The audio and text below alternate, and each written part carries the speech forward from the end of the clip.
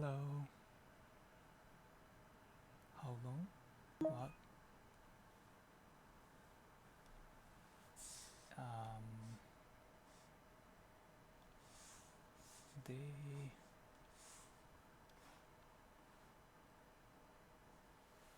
33. It's a day 34 today.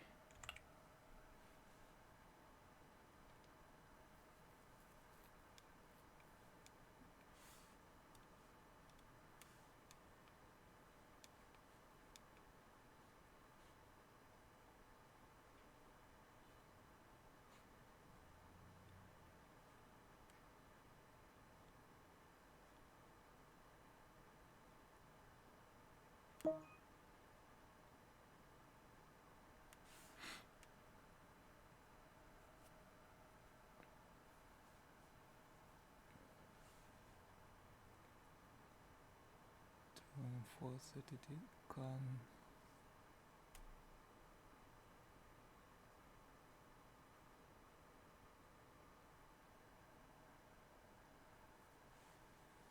Where are you? Where are you? When you started at day 1? Yes. I was. Actually, I am.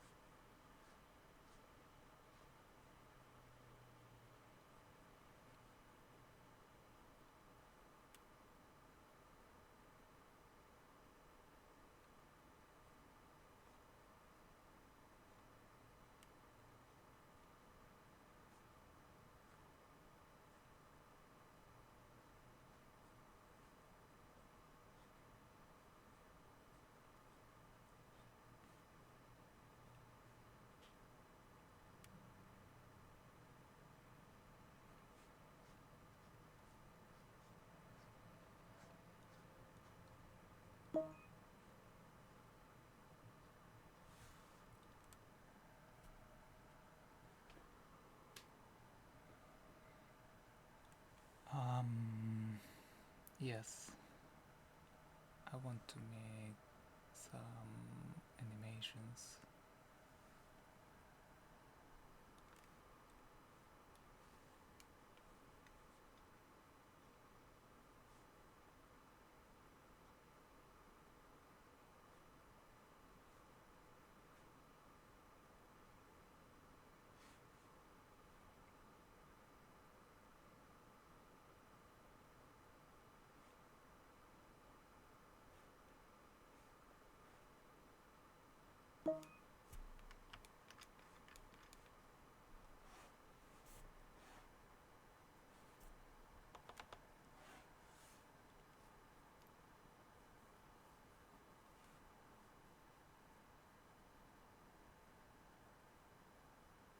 Maybe Japanese style?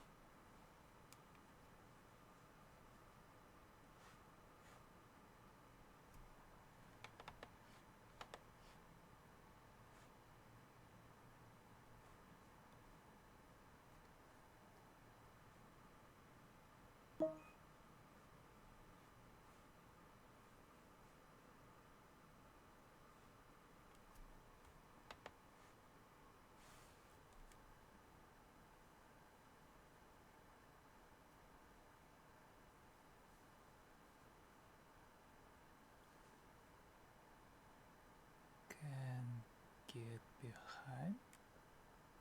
What does it mean? Sorry, but my English not good enough. Sometimes I can't understand.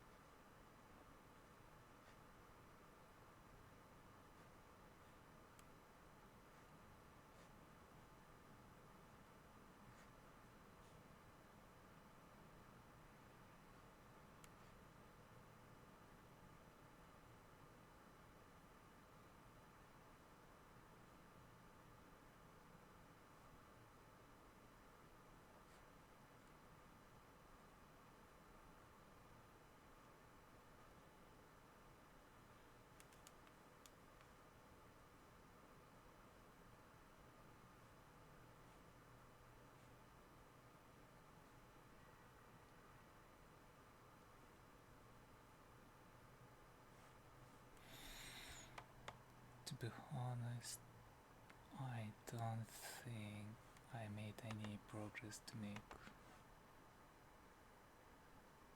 you know, what I want.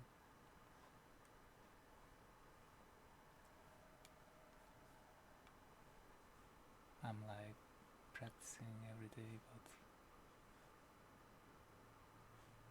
no progress yet.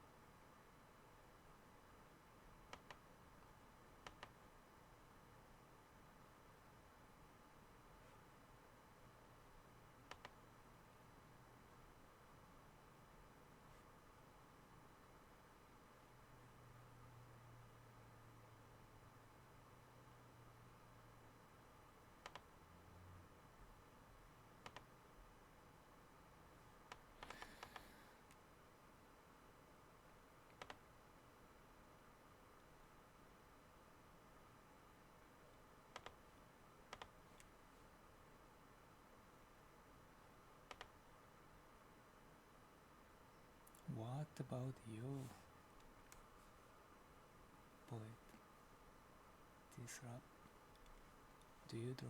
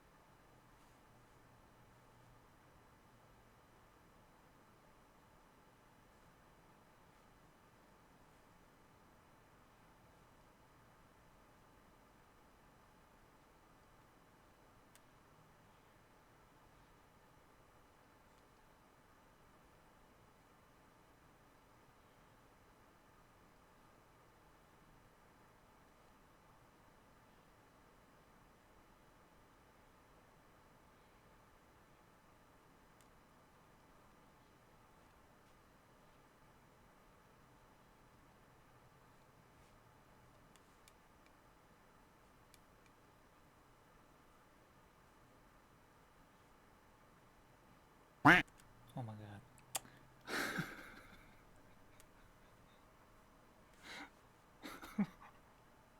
you scared me.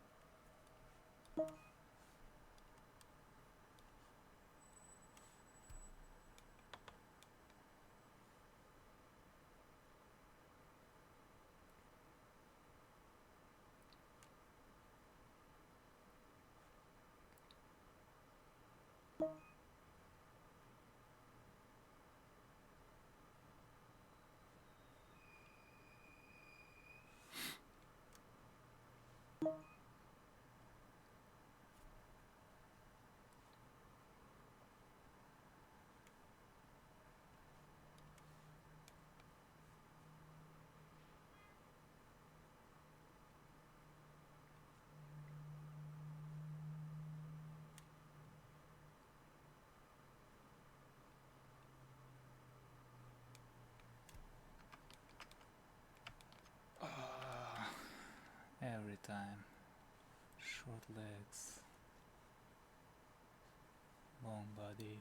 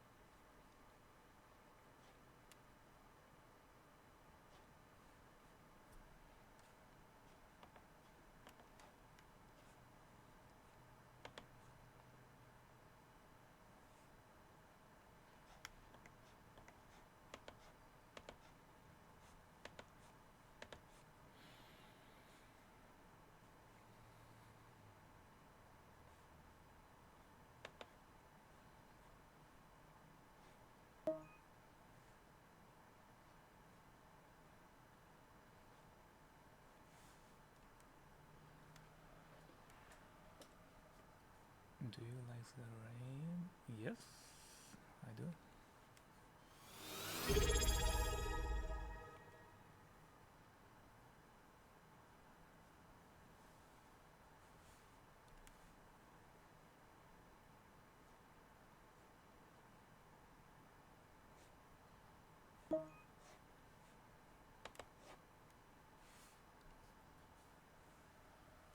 Yeah, yeah.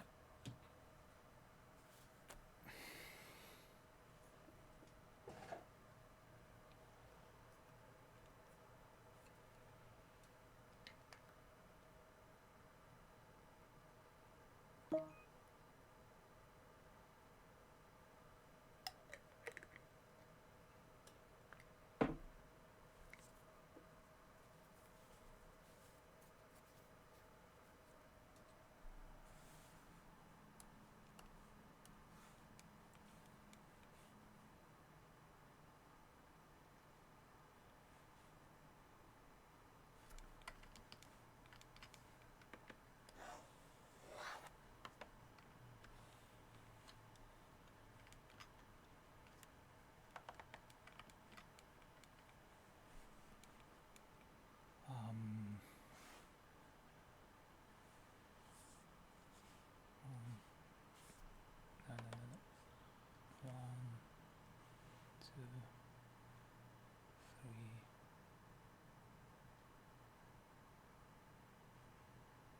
4,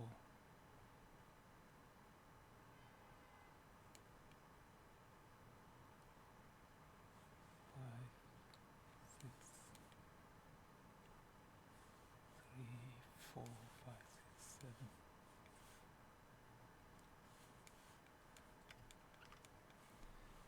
Head, nipples, belly button, bottom of the hips,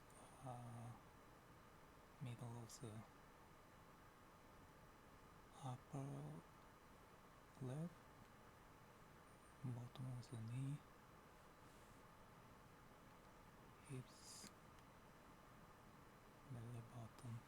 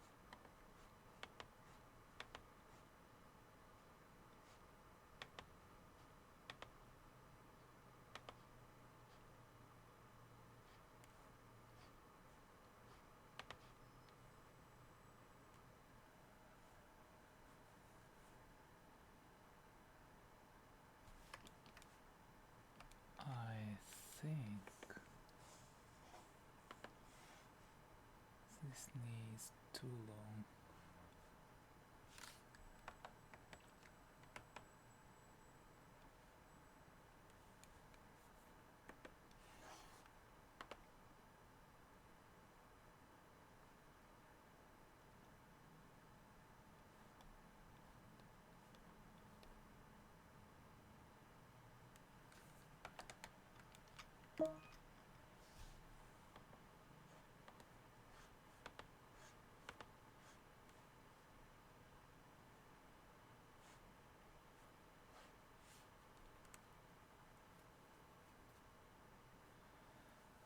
What else do you do in your spare time? Most of the time I'm drawing.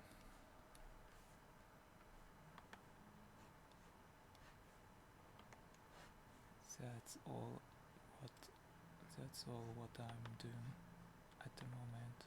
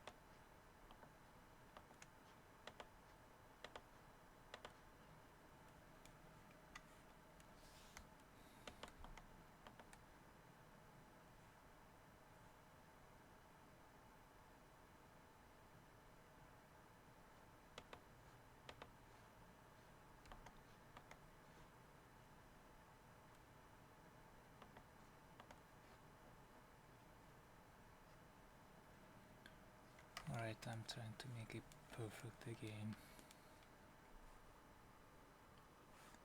That's my bad habit.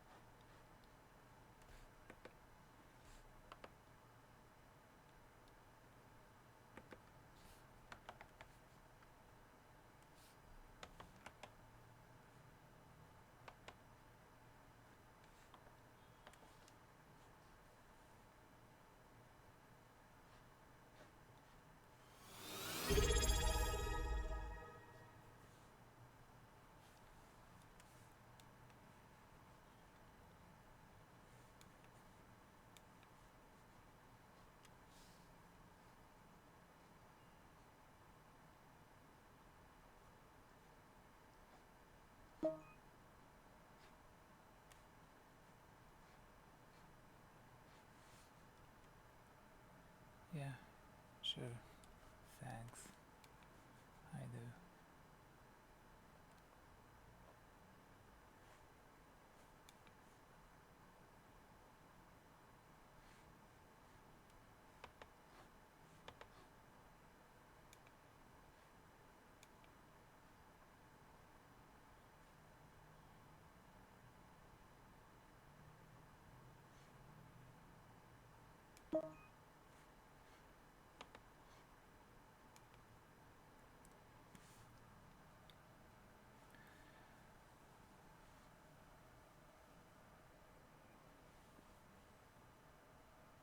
Don't forget to raise your eyes, but averting them away from screen from time to time.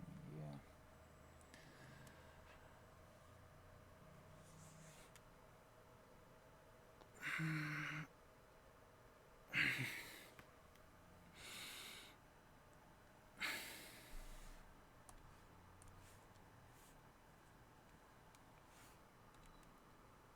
How long?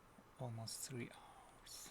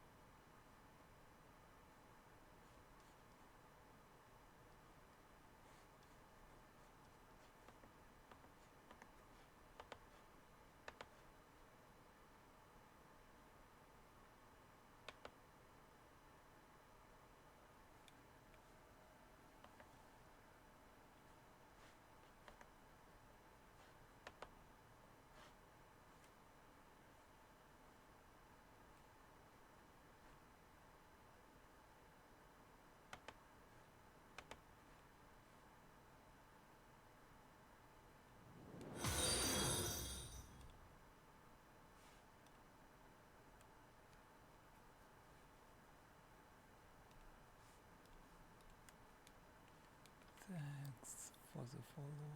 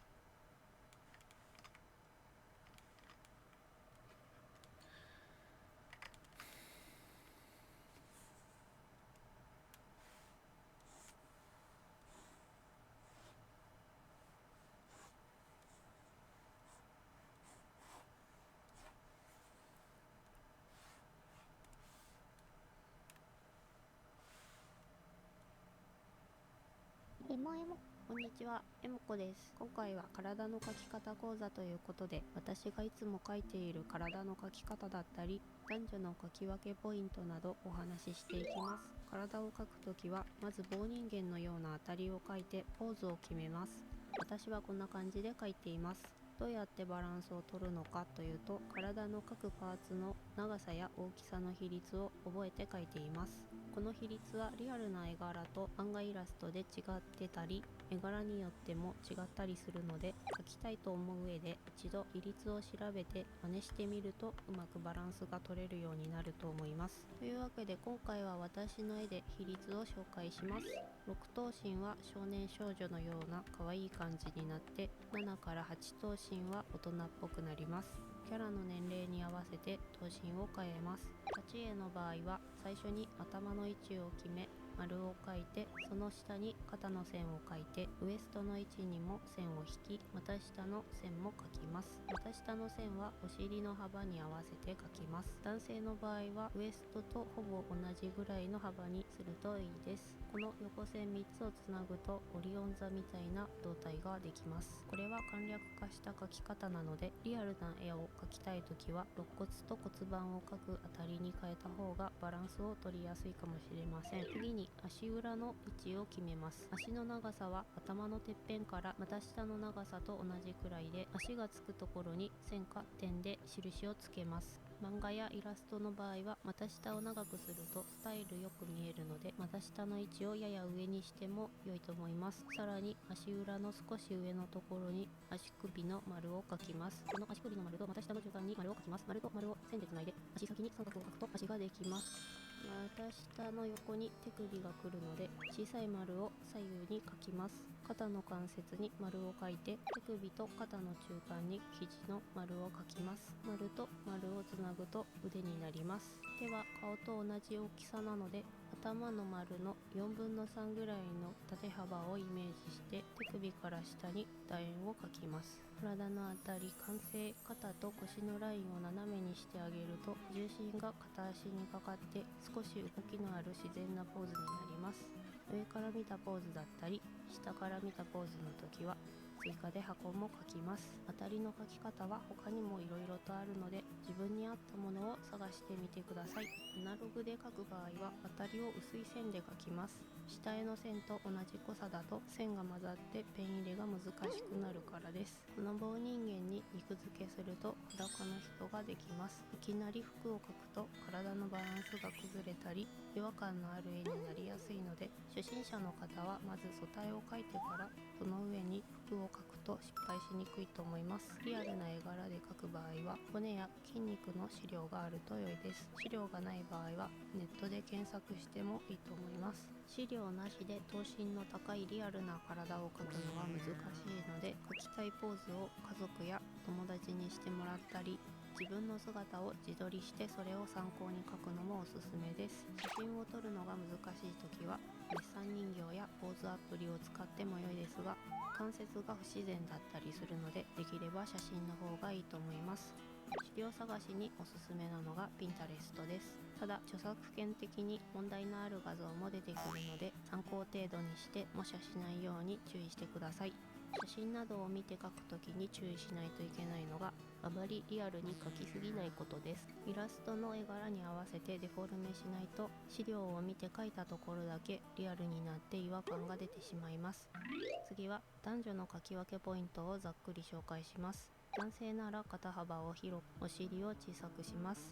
女性は肩幅を狭く、ウエストはくびれを作ってお尻を幅広くします。子供は大人よりも胴体の凸凹を控えめに、幼児は頭を大きく、頭身を低めに、お腹が出ていたりします。年を取るほど首は太く、身長は低く、背中は曲げて、筋肉というかお肉は垂れ気味にすると良いです。描いている途中で絵に違和感を感じるときは、一旦机から離れて絵と同じポーズの自撮りをして、写真と絵を比べてみると修正した方がいいところが見つかったりします。この絵は直立で正面から見た状態なので比率が分かりやすいですが、ポーズを変えたり別アングルで見るとパースがかかって比率が違うように見えます。パースは遠近法のことで、同じ大きさのものでも遠くにあるときは小さく、近くにあるときは大きく見えるなど遠近感を表す技法のことです。遠近法と聞くと建物や背景をイメージしやすいですが、人の体にも当てはまることなので、パースについて少しでも知っておくと描きやすくなると思います。例えば右手を前に出した時、体の横にある左手と比べると大きく見えます。腕は手に重なってあまり見えませんが、ここをちゃんと描けるといい感じの絵になります。ですが私はパースのかかった絵が苦手なので、複雑なポーズを描くときは資料を見ながら描くことが多いです。何も見ずに描けたらかっこいいかもしれませんが、最初から何でもうまく描ける人はいないので、うまく描けなくても気にしなくて大丈夫です。少しずつ練習していきましょう。ということで、体を描くときは正面から見た当たりを描いて比率を確認。いろいろなポーズを棒人間で練習。棒人間に肉をつけて素体を描く。素体に服を着せてみるという順番で練習すると体を描きやすくなると思います。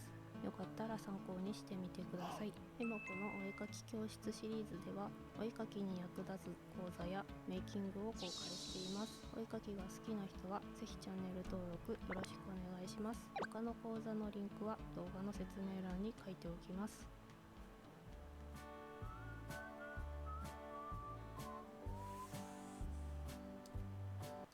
エモエモ、こんにちは、エモコです。今回は顔の描き方をやっていきたいと思います。顔にはいろんなパーツがあって性別や年齢で形も変わったりするのでバランスよく描くのが難しいですよね。ついつい描き慣れた角度で描いてしまっていつも同じような顔になっちゃうよとお悩みの方もいるのではないでしょうか。そこで今回は顔の描き方を簡単にまとめてみたいと思います。最初は正面の顔を描いてみましょう。まずは丸を描いて十字を描きますが直線で描かないで頭の丸みに合わせて曲線で描きます。正面の顔なら縦は直線で OK です。次に左右を削ります。レイヤーを薄くして新規レイヤーにラフを描いていきます。頭と輪郭を描きます。顎の位置は性別や年齢で調整します。子供は目から下が短く男性は長いです。アイラインを描いて瞳を描きます。目尻の下の線は下まぶたの形に沿って描きます。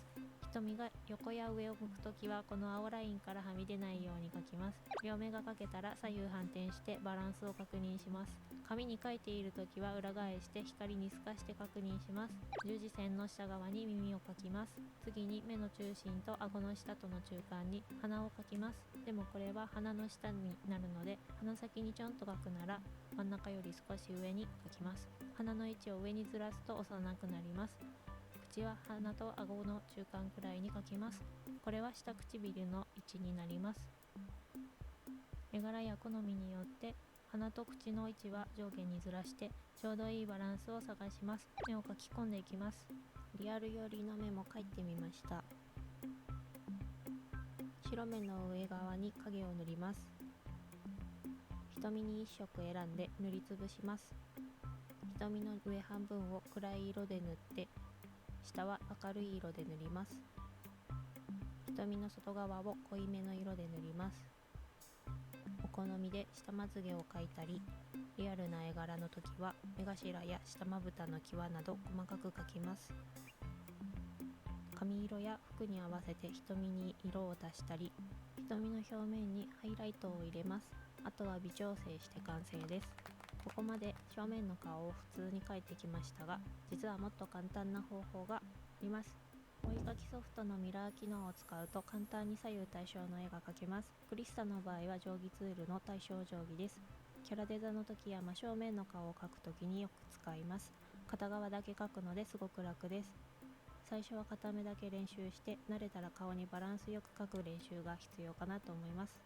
両目の間隔、眉毛の形や目との距離、目の形、すり目垂れ目、細目、丸い目などいろいろ試してみると違う顔になります。好みの絵を参考にしたり好きだと思うバランスを探してみましょう。男性は目を横長く描きます。年を取るほど目が小さく細くなります。子供と女の子は目が大きく丸いです。斜めから見た顔の描き方、鼻筋を通るように縦線を描きます。正面の時と描き方は同じで、横線は目の中央と耳の上を通ります。目の位置がよくわからなくなったりしますが、頭の丸みに合わせてガイド線を引くとなんとなく描きやすくなります。これでも分かりにくいときは頭の大きさに合わせて箱を描きます。眉毛の端少し上に点を取って線を引きます。前と側面の角がなんとなく見えてきます。顔をいろんな角度で描けるようになるための練習方法はパースやデッサンなどいろいろありますが、私のおすすめは 3D キャラのモデリングです。個人的にキャラクターモデリングは体のデコボコを観察しながらモデリングするのでデッサンに似てるなと思っていて、絵を描くときに立体をイメージしやすくなったと思います。ブレンダーという 3D ソフトは無料でダウンロードできますし、ソフトの使い方やモデリング方法は検索するとたくさん見られるので、気軽に挑戦してみてください。絵を描く人が 3D を始めてから絵が上達したという話もよく聞きます。絵が上手くなって 3D も使えるようになったら一石二鳥ですね。自作のキャラが動き出すと楽しいですよ。ということで、今回は顔の描き方を簡単に紹介してみました。最初に当たりをつけるといろいろな角度で描きやすくなったり、目や輪郭の形を変えれば年齢や性別も簡単に描き分けられるようになりますので、よかったら参考にしてみてくださいね。参考になったよという方はチャンネル登録とグッドボタンよろしくお願いします。他の講座のリンクやツールの詳細は動画の概要欄にまとめておきます。それじゃまたね。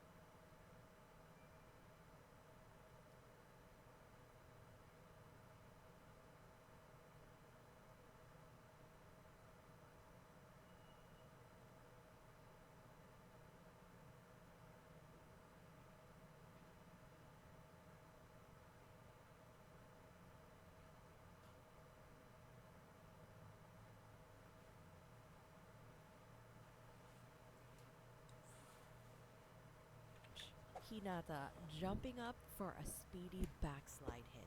All these scenes have one thing in common. They all made an impact. You know what made these scenes so effective? The masterful use of perspective. In particular, it's a perspective drawing technique called foreshortening. I'm sure you've probably heard that word before. It's one of the most difficult techniques that beginner mangakas have to overcome. If you're currently struggling to learn how to get foreshortening right, then make sure to stick around until the very end. Because in this video, we'll be covering all the foreshortening basics that you need to know to finally level up your dynamic scenes and poses in your manga. If you're ready to finally share your manga to the world, then we invite you to join our online one-shot manga drawing program. We're finally opening our doors again for consultation calls. We're going to give you an exact roadmap on how to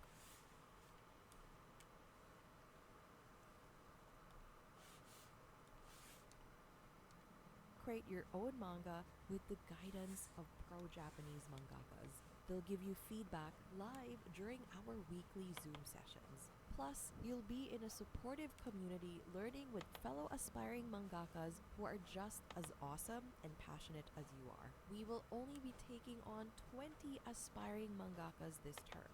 Think you've got what it takes? The link to book a call is in the description. P.S. You have to be at least 18 years old to qualify for our program. In the meantime, make sure to like this video, subscribe to our channel, and turn on notifications for more free manga tips and tutorials.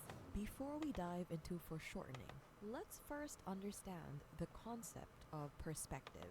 Perspective drawing is a technique that gives the illusion of depth to your drawings. For example, we know what a house looks like and what it's supposed to look like. But when we try to draw it on paper, it's a different thing altogether. I mean, a lot of beginners draw houses that look like this, or this, or this. I can't draw buildings. Yeah, it looks like a house, but it doesn't look like a real house, you know? This looks more like a real house. It takes a bit more practice to make your art look realistic. You have to learn how to draw 3D objects in 3D spaces. And you gotta start by learning about perspective. You need to have these two basic elements. First is your horizon line. Second is at least one vanishing point. The horizon line is a horizontal line that represents your viewer's eye level. If you look at pictures of any scenery, the horizon line is the line where the sky seems to meet the ground. The vanishing point is a point on the horizon line where everything in your drawing seems to vanish into the distance. Buildings, objects, and characters will look smaller the closer they are to the vanishing point. When learning how to properly draw in perspective, you'll have to draw and follow guidelines. These are parallel lines that meet at the vanishing point. Use these lines as a guide to draw how tall or short your buildings or characters need to be. You need to do this if you want to draw all the elements out consistently and realistically. Now, for most drawings, the horizon line is typically located in the middle of the page. This is your standard eye level view. But this could be positioned anywhere depending on the angle of your scene. The problem with most beginners is that they're stuck drawing scenes and characters in the same standard eye level view. Let's compare these two versions of the same page. They're both One Punch Man. This one is from One Sensei's original webcomic, and this one is the redrawn manga version by Yusuke Murata. Do you notice the difference? One Sensei drew more simple art, with the shots looking pretty much the same for each panel, whereas Murata Sensei used more dynamic shots and added backgrounds. The second panel, for example, is way different from the original. The perspective is from an overhead angle. You can see Saitama's messy apartment. They're not in a cafe or a restaurant, they're in a small private area. The setting is clear. In the last 4 panels, both versions used bust shots. But in Murata Sensei's redraw, the backgrounds and characters are drawn in perspective. You can see how the characters exist in a 3D space. Like, how far apart are they from each other? How do they interact with the furniture in the apartment? Perspective makes your scenes look more realistic. Now that we have an idea of perspective, let's move forward with foreshortening. Foreshortening is basically an application of perspective. Let's start by checking out this photo.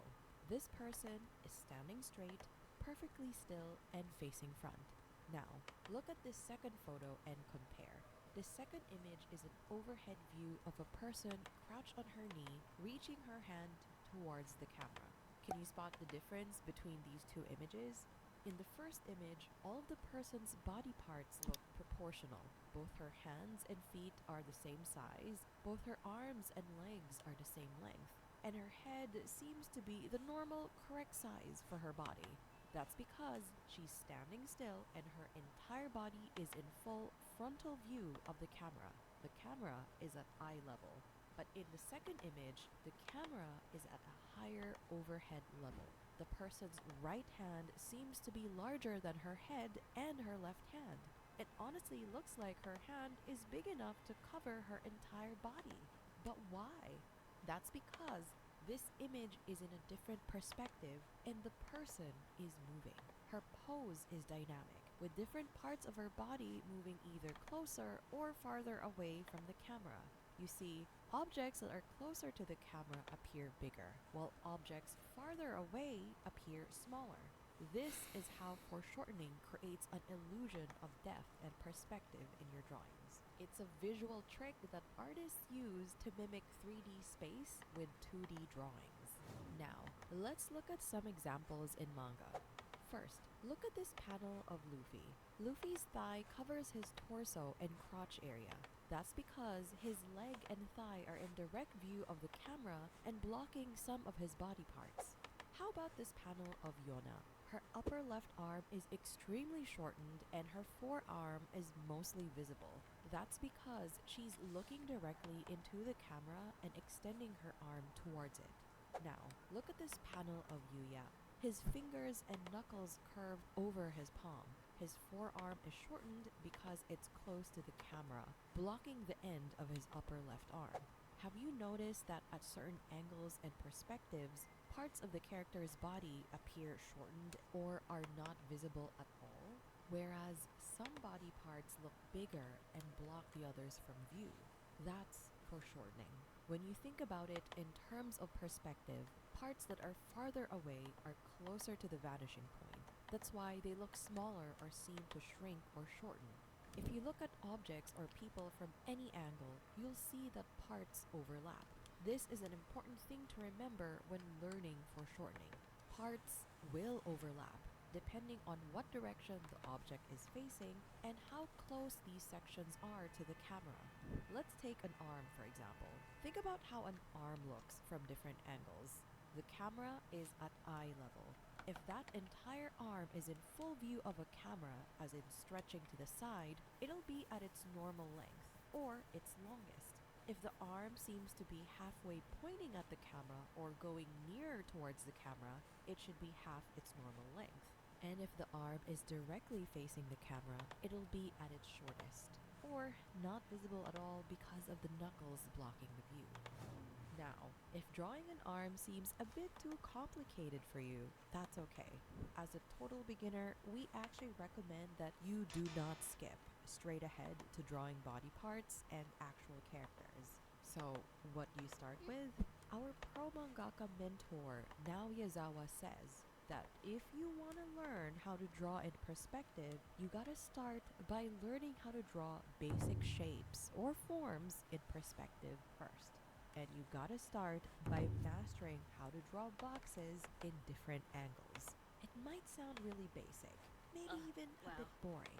But according to Yazawa sensei, understanding the concept of a box is really important if you want to draw in 3D. So let's take her pro advice to heart and let's start off by understanding the three most common angles in character drawing: front view, 3/4 view, and side view. Now, try drawing a box from the front view, 3/4 view, and side view. Make sure to visualize and draw all sides of the box. even parts that aren't visible from each angle. Being detailed like this will help you understand how all parts of an object will look in different angles. This is an important skill you'll need if you want to master foreshortening. Use a vertical center line to represent the front face of the box. As you draw each angle, notice how the center line's placement changes as the front of the box moves away from our view. Does it seem easy enough? What you've drawn so far are boxes at eye level. Now, let's switch things up and move on to another exercise. We're gonna turn up the difficulty one level higher. Are you ready? Let's try drawing boxes in bird's eye view and worm's eye view. In the bird's eye view, the viewer is looking down with the horizon level placed slightly higher in the frame. In the worm's eye view, the viewer is looking up with the horizon level placed near the bottom of the frame. In this activity, I want you to draw boxes stacked on top of each other. As you do that, pay attention to the length and warp of each box as you go higher. We recommend using a ruler to make sure your lines are consistent and accurate. What's even better is to use guidelines. If you're using a digital program, there may even be settings where the program can automatically generate these guidelines for you. Use them to your advantage. Don't just eyeball it. A lot of beginners think that having these guides make them less of an artist. They think it's cheating. Unfortunately, skipping these steps and not making time to properly understand these concepts are the very reasons why they can't draw in perspective in the first place. As a beginner, you have to embrace the basics. Draw using guidelines. Draw boxes in different angles. Once you've mastered boxes, you can try the same exercise with other basic forms like cylinders and pyramids. It might be hard to believe now, but once you get the hang of all of this, drawing your characters in perspective becomes way easier. In fact, here's another simple technique you can use to practice drawing characters in perspective. Draw a bounding box. Think of this box as a container for your character. It'll help you visualize them in 3D forms. This will also help you correctly position your characters in different scenes. You can try what our students do. Analyze manga panels with characters in an interesting perspective. Draw a 3D bounding box around each character so you can get a sense of how they're placed in these scenes. This is great practice when learning perspective drawing and foreshortening. Now, the question is, how can you tell what's bad foreshortening and good foreshortening? Well, when you're drawing, you need to have a good sense of depth and scale. You need to have good observational skills of how things would actually look like in real life. Again, your rule of thumb should always be the closer it is, the bigger it is. The farther it is, the smaller it becomes. For example, look at this drawing and think about everything you've learned so far. This is a drawing of a person reaching out to something off camera. Do you see anything wrong with it? We'll give you some time to think. The drawing seems about right at first glance. The perspective is correct, but the proportions are actually off. That's because the left hand is closer to the camera, so it should be bigger. Look at this second drawing and compare. The drawing on the left has bad proportions, so it comes off looking a bit flat. The drawing on the right has correct proportions, so it looks more realistic and dynamic.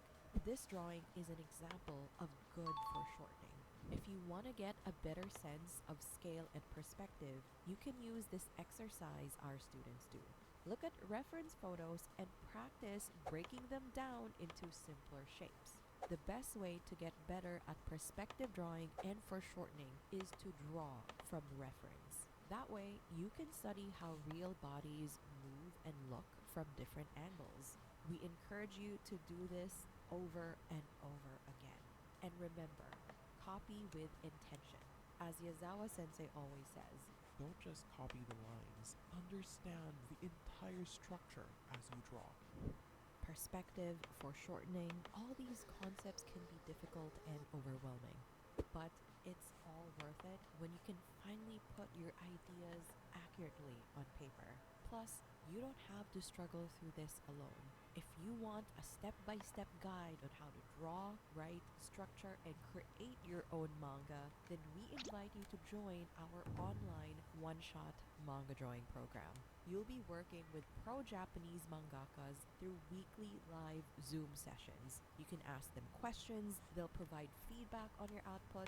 You're also going to be surrounded by an amazing community of fellow aspiring mangakas who are in this journey with you together. We're only taking on 20 new students to start this October. Think you have what it takes? You can book a consultation call with us to see if you're a good fit to join our program. The link is in the description. P.S. You need to be at least 18 years old to qualify for our program. In the meantime, you can check out this other video where we talk more about perspective and how to draw backgrounds for your manga. Hi, my name is Dal and I'm an animator.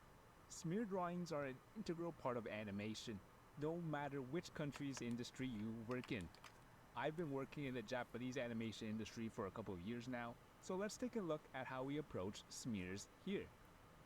Smears are one of those things you don't really notice until someone points them out, at least the well-placed ones. Animators use them to help bridge large, fast movements and to give it additional punch. They are the animation equivalent of a film camera's motion blur. When used properly, they accentuate the movement in your animation and can also help you save time. Looking at old Tex Avery, Chuck Jones, and other early animation, these can look pretty gnarly, with these stretched shapes and repeated elements where characters start having multiple pairs of eyes, for example. But since these drawings are only exposed for 1 or 2 frames, we don't really notice them when watching animation. Alright. Maybe pretty like 10 minutes.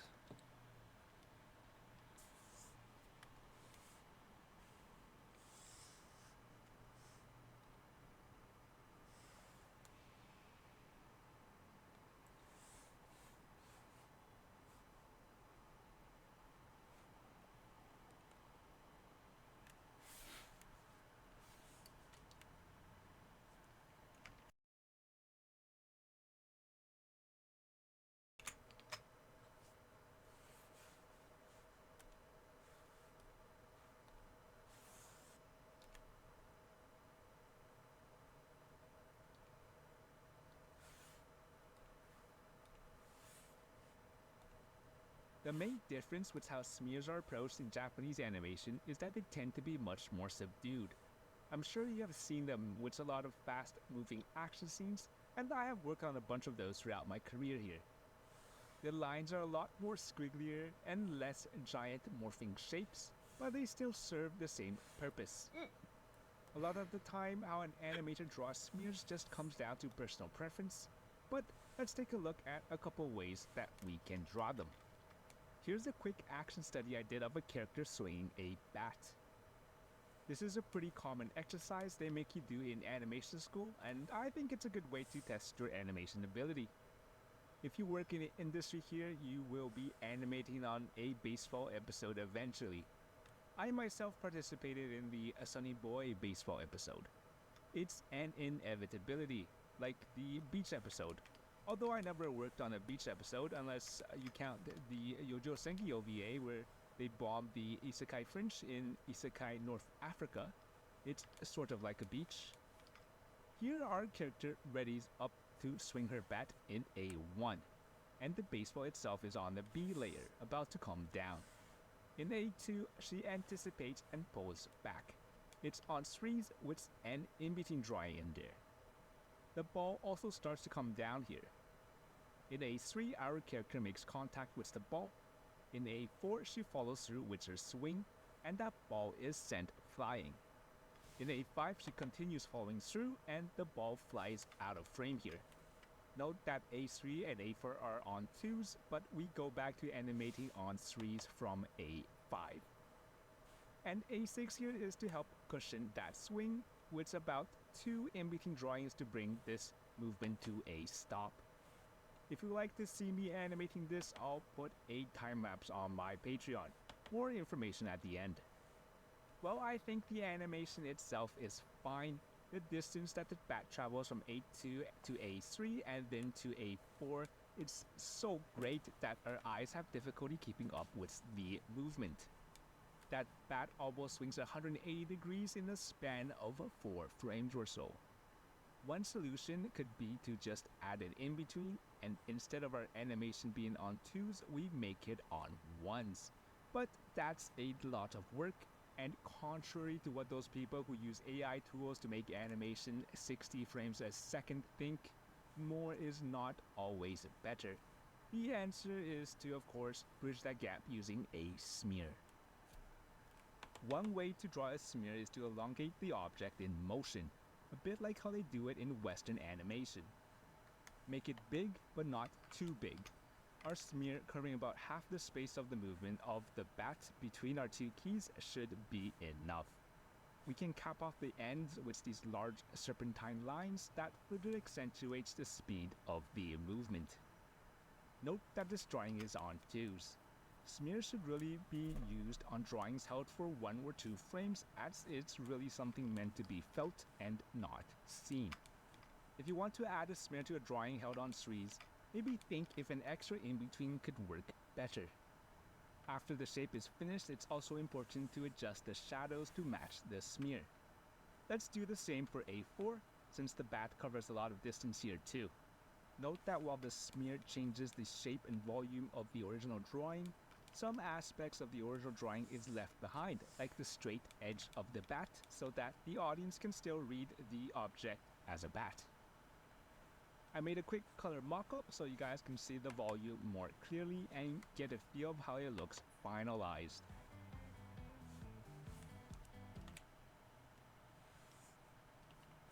A design for smears reminiscent of those old Bugs Bunny cartoons. It involves 2 or 3 after images of the object in motion, the bat in this case. Each after image is almost a subdued version of the previous type of smear and much smaller in volume.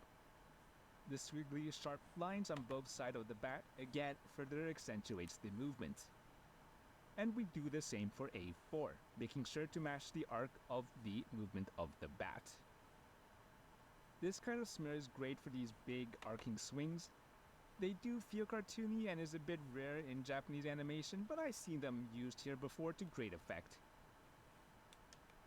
An alternative version of this has the after images outline be a color trace line, meaning those black lines disappear in the ink and paint process of animation. This further pushes the after images into the background and puts the focus on the main bat area.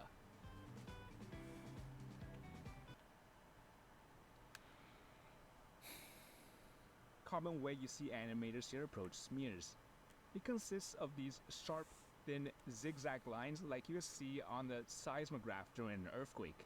And like a seismograph measuring an earthquake, the stronger and faster the movement, the higher the lines and the shorter the distance between them.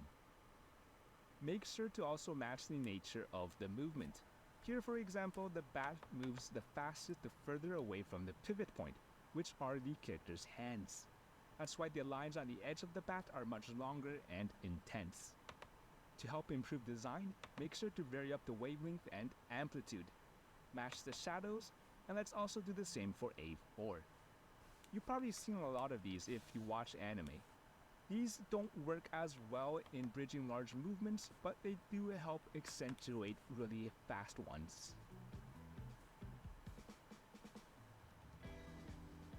Here is the way I generally draw smears in my own work. I draw a bunch of lines parallel to the direction of the movement, varying them up as well as interspacing them with normal non-smear lines. I create a color trace line either matching the original shape of the bat or in sharp zigzag lines when there is a lot of movement in the smear. And let's do the same for A4.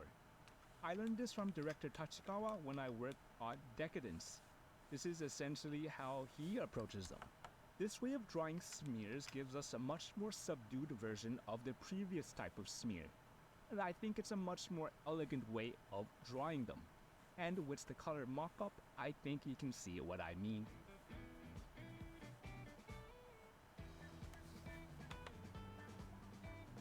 And to finish, let's add some smears to the ball on the B cell as well.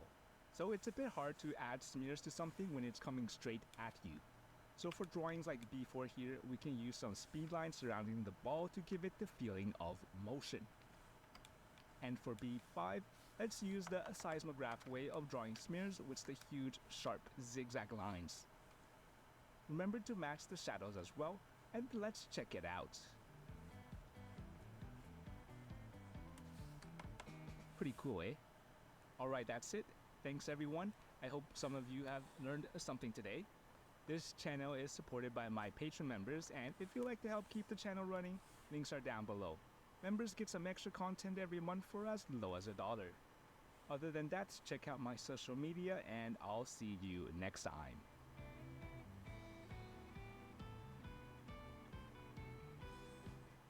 Of all the animation topics I've covered so far on this channel, I really think this is one of, if not the most important.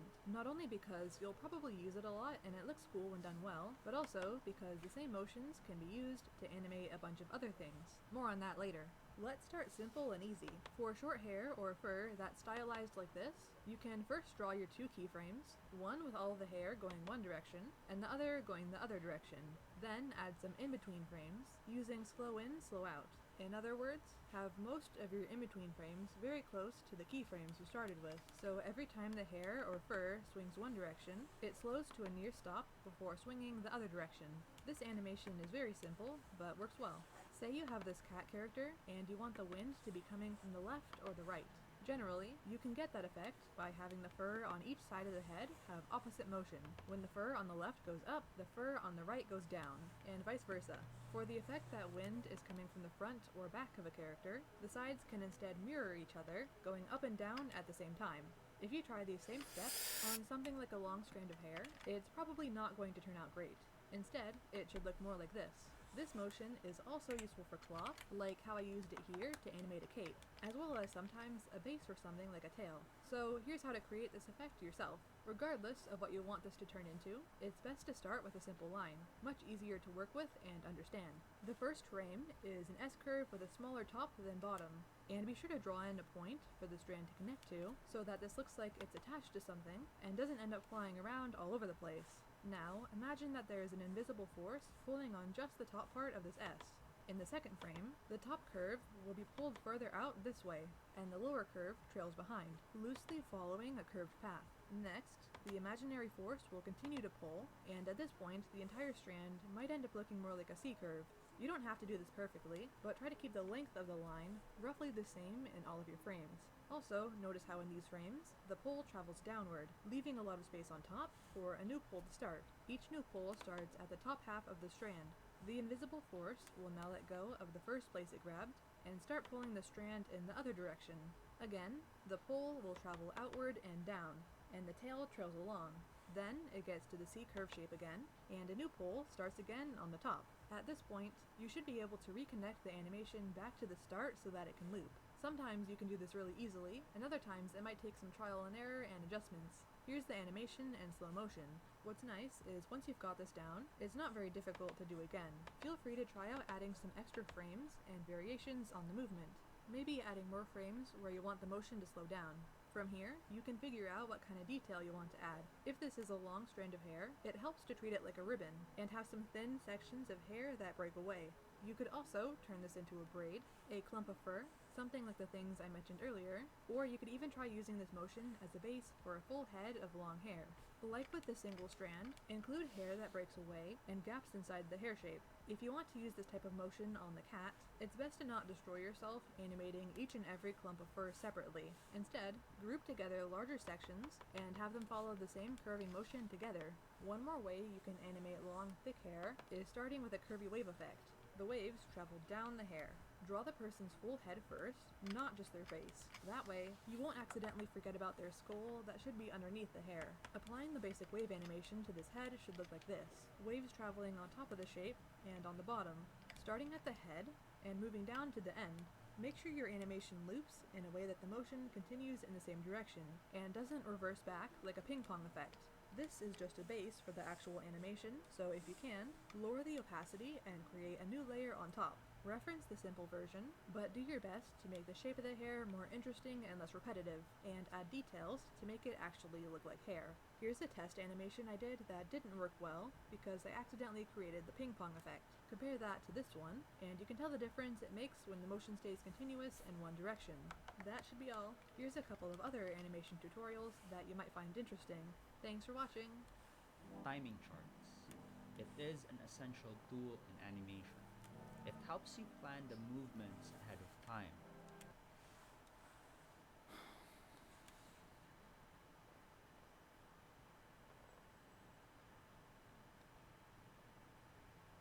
So, what are timing charts? It's basically a plan of your animation. So, where did time charts come from? Where did it all start, right? How did the animators from the past think of it, and why did they think it's necessary to have one? Let's say you have two key poses. Key pose A is on frame 1 and key pose B is on frame 9. So are you going to do the in-betweens on ones? If so, that's 7 in-betweens because we're drawing in every frame. If you're going to do it on twos, then that would be 3 in-betweens because we're skipping a frame. So let's say you decided to use on twos. So the next drawing after frame 1 would be frame 3, right? Because we're skipping a frame. Where should we place the circle? Here or here? Or maybe here. Let's go to the next empty frame. Where should we place it? This is where planning really helps. So even if we just have key pose A and key pose B, we can already plan, and let's say the next one is here and so on. So this is easing into frame or decelerating. As you can see, the spacing gets smaller and smaller. Thus, this is easing in or decelerating or slowing down. So even before animating, we can now see the whole picture. So let's animate using this plan.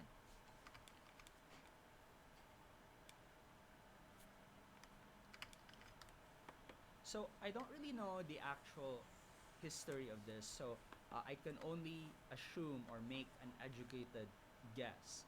So my assumption is that from the animation itself, over time it has moved to the side of the animation. And why, you might ask? So again, I could only assume. I think that for more complex animation, the guides now, the spacing guide, would cover the animation, and it's a bit distracting. So over time, they have moved that from the animation itself to the side of the animation. A timing chart is usually drawn in a vertical way, and it's read from top to bottom. If I want something that's easing in, then it's going to look like this. The spacing is still getting smaller and smaller. Let's take a look at the previous example. So if we rotate this and scale it, you'll see that this is basically the same as the vertical version. So the longer sticks are the key poses and the shorter ones are the in-betweens. So these two sticks are key pose A and this is key pose B. And these three shorter sticks are the in-betweens. So that's the basic idea on timing charts. So now let's dive a little bit deeper. In animation, they say it's all about timing and spacing. But what is timing and spacing? So you really need to understand this first, the difference between timing and spacing, for you to understand timing charts better. So timing refers to the time. It's usually in the timeline. How many in-betweens from key pose A to key pose B?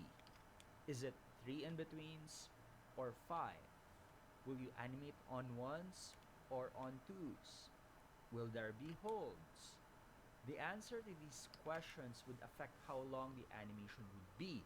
Thus, this is adjusting timing. Spacing, on the other hand, refers to the difference in physical space from one frame to the next. Spacing can be in the form of position, rotation, or scale. So one thing that's confusing for me at the beginning was that it's called timing chart. And if you look at a timing chart, there's little about it that's about timing. I mean, sure, if there are numbers in that chart, there's a little bit information about timing there. But I mean, come on, look at that. Look at the chart, and what do you see?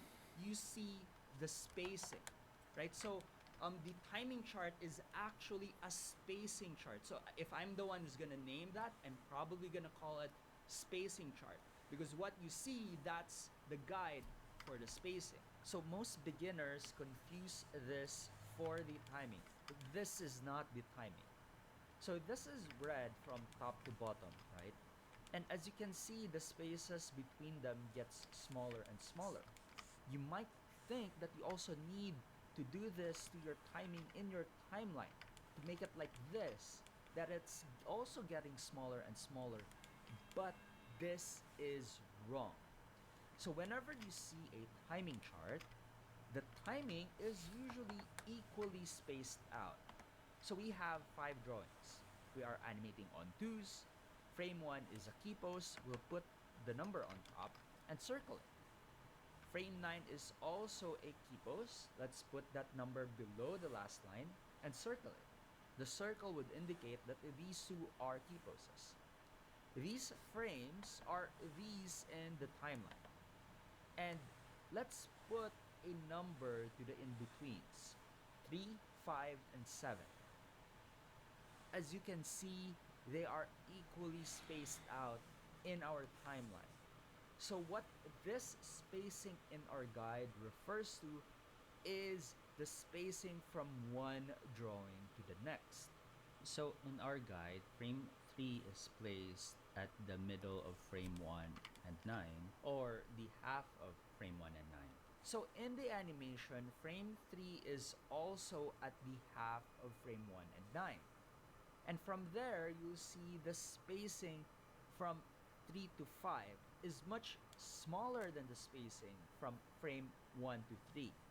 So in the animation, we need to place the drawing in frame 5 that matches our guide. And if you look at the guide, frame 5 is at the half of frame 3 and 9. So in the animation, it should also be the same. So if in the guide we'll place frame 7 in the middle of frame 5 and 9, in our animation, we should also place it at their middle.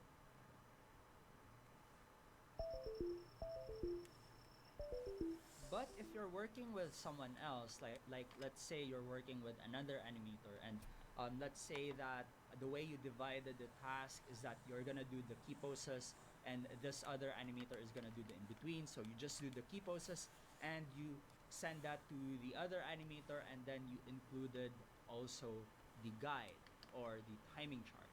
And human as you are, right, when you create that guide, it's not entirely accurate, right? So let's say for you this is half, but to someone else they might interpret this as closer to frame 9, and so they place the circle closer to frame 9. Now the animation is not according to your plan anymore. So how did the animation community solve this problem? So they added curved lines like this, and it would mean that the spacing is equal from frame 1 to 3 and from frame 3 to 9. Or in other words, frame 3 is the half of frame 1 and 9. And let's say we add another in between, 5, and we draw curved lines like this. This means that the distance from frame 3 to 5 and frame 5 to 9 are equal. So if we read the whole chart, it would mean that frame 3 is the half of frame 1 and 9, and frame 5 is the half of frame 3 and 9. The good thing about the curves is that you don't have to be exact with your placement in your guides when you're communicating with someone else. For example, frame 3, the position is kind of vague. You don't know if this is at the middle or if it's favoring a little bit to frame 9. But if you put curves to this, then you could be sure that the spacing or the distance from frame 1 to 3 and from 3 to 9 are equal. And if those two spacing are equal, then that means that frame 3 is positioned at the middle of frame 1 and 9. So let's say this timing chart. So the way I interpret this is that frame 3 is favoring towards frame 1. But if we're gonna draw curved lines like this, then I could be sure that the spacing from frame 1 to 3 and 3 to 9 are equal. But if we remove that, then this becomes favoring. Let's try a different example. So this means that the spacing from frame 1 to 3, 3 to 5, and 5 to 9 are all equal. So how about like this? This means that there's an imaginary frame here, and the spacing from frame 1 to 3 and 3 to the imaginary frame and the imaginary frame to 9 are all equal. So the result is frame 3 is not at the half of frame 1 and 9, but it's favoring a little bit to frame 1. Now, let's exaggerate. How do you read this? It means you have these imaginary frames and the frame 3 is here and they all have equal spacing. So the result is frame 3 is favoring heavily towards frame 1. But this kind of guide is very messy, so sometimes they just do it like this. And it's already understood that frame 3 is very close to frame 1, right? It's almost impossible to misinterpret this as place in the half, right? It's very clear that it's close to frame 1. So now let's say you have this guide. The spacing is getting bigger and bigger. This is easing out, or accelerating, or speeding up. And if we read this, then it means that frame 7 is the half of frame 1 and 9, and frame 5 is the half of frame 7 and 1, and frame 3 is the half of frame 5 and 1. So let's try. We can't really start at frame 3 because we lack information. So it's like a puzzle. You need to do frame 7 first, and that's the half of frame 1 and 9. And now we have the position of frame 7. We can now do frame 5, and it's the half of frame 7 and 1. And once we have frame 5, we can do frame 3, and it's the half of frame 5 and 1. So how about breakdowns? Okay, if you don't know what breakdowns are, they are like a special kind of in-betweens that guide the other in-betweens in a certain way. If frame 3 is a breakdown, animators usually just underline the number. But you can also create your own symbol, like adding a triangle or a star. Earlier in this video, I told you that when you see a timing chart, the timing is usually equally spaced out. So you might be wondering why that's not the case in some of the samples used a while ago, especially frame 9, which is farther apart from the rest. So the timing is usually equally spaced out, but not all the time. It ultimately depends on the animator. The timing is indicated by the numbers in our chart. So if we want this to be equally spaced out, then we have to change the number on our last key post from 9 to 7. So the numbers would indicate the timing. It would tell us at what specific frame numbers to put the specific drawings. So changing the numbers will change the timing, and changing the distance between the sticks will change the spacing. But if you're just starting out, just keep the timing equally spaced out and just play around with the spacing. So timing charts are a guide, so make it however you want. So if you're the only one working, so it needs to be something that you understand. So you can do whatever you want as long as you can understand it, right? So you can even have it in a horizontal way. And when I'm teaching animation, I usually make the guides in a horizontal way, or the timing chart in a horizontal way, because it's just much easier to communicate. But if you're working with like someone else or another animator, then that's where conventions are important, or the norms are important, or how does like other people understand this, right? Because like if you're working with someone else, then the timing chart needs to be something that both of you understand, or the whole team understand. So that's why these conventions were made. So the question now is, if you're working alone, do you even need guides? Do you even need a timing chart? So let me ask you a question. Do you have a planner? Do you take down notes? If you're gonna go grocery shopping, do you prepare a list of what you're going to buy? Basically, these things are for your own consumption, right? So if you like make plans, like where you're going this week or next week, you write that down in the planner, right? So that you won't like forget. So it's basically telling your future self that this is what you're going to do. The same is true for timing charts, right? So it's basically a plan, right? So in animation or in projects, we schedule, right? So normally I start by planning. I try to imagine what the animation is going to look like, and then I write down, or I make a timing chart for myself, so that tomorrow when I'm going to animate it, I don't have to plan anymore. I'm just going to follow the plan. So let's say I made the key poses and I sent these to you along with the guide. Since it's not just me anymore and I have to communicate my plan to you, I'm going to use the conventional timing chart with curves. If you're loving this tutorial so far, you might want to consider joining our channel. By joining, you get to access members-only lessons, access to the community, and get feedback to your drills.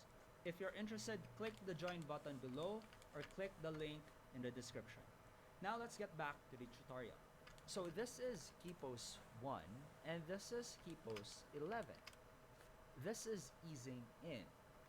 So frame 3 is the half of frame 1 and 11. So half doesn't only mean the position but in every aspect. The eyes are half closed, the mouth is also half open, etc.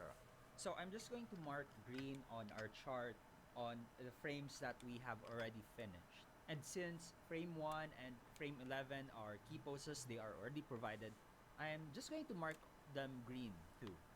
Let's go to frame 5. And frame 5 is the half of frame 3 and 11. Let's do that. Frame 7 is the half of frame 5 and 11.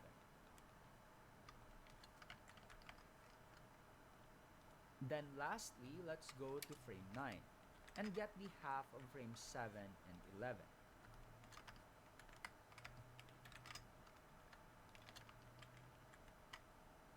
This is the result. Now if we're going to add background and lighting, this is going to be the result. Let's use a different example. So this is key pose 1 and this is key pose 9. The guide is the opposite of what we have before. This is easing out. So we can't do frame 3 yet because we lack the information. We need to do frame 7 first. So let's go there and get the half of frame 1 and 9. Now that frame 7 is done, we can now do frame 5. So let's go there and draw the half of frame 1 and 7.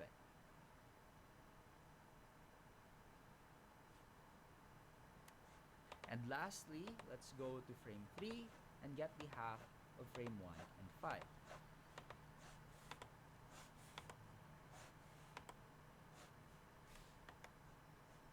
This is the result.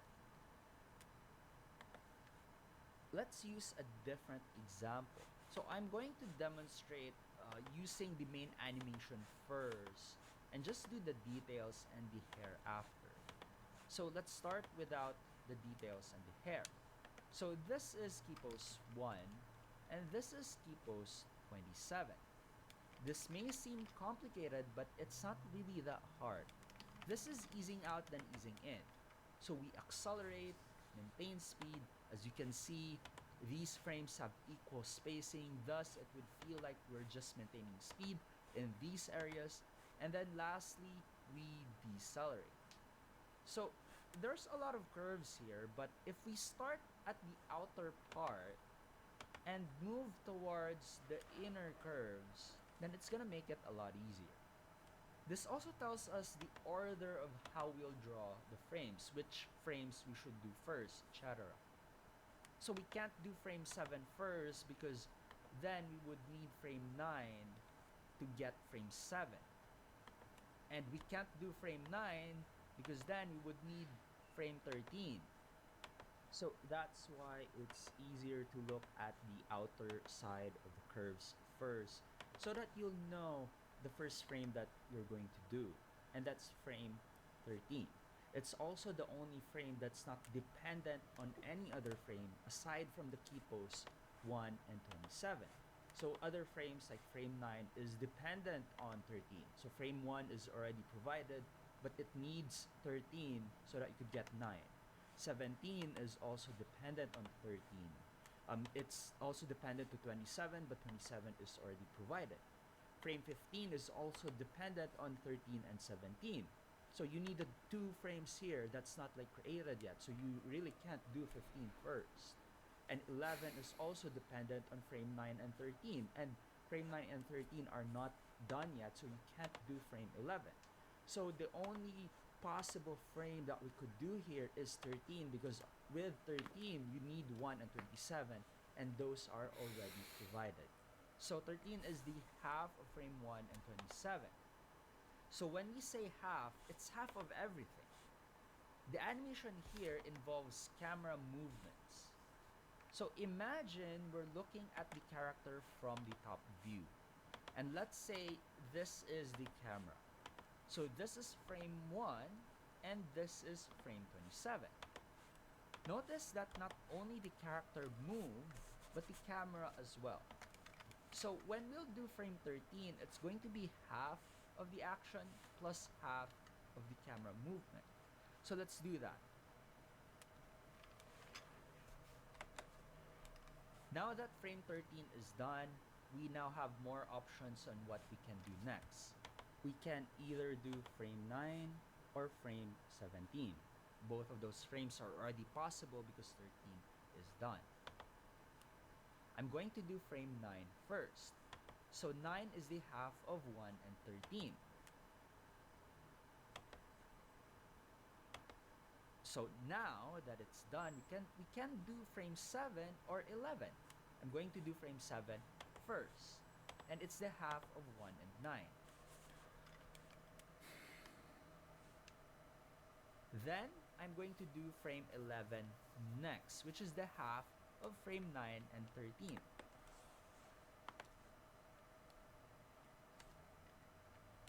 Now we have enough information to do frame 5. So let's do that, and it's the half of frame 1 and 7.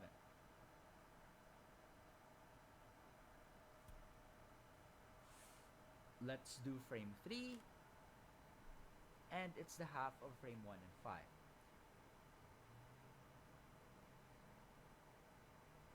So we have completed this side of the animation. Let's have a look.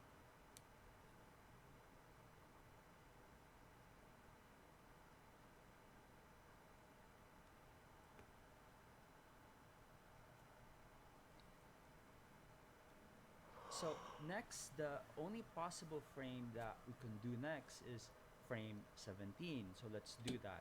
This is the half of 13 and 27.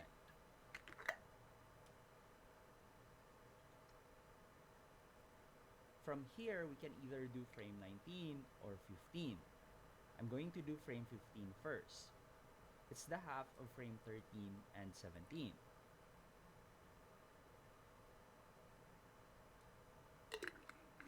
Then let's do frame 19, which is the half of frame 17 and 27.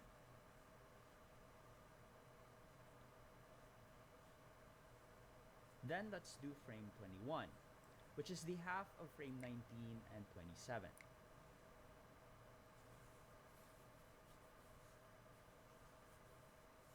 Then let's do frame 23, which is the half of frame 21 and 27. Lastly, let's do frame 25, which is the half of frame 23 and 27.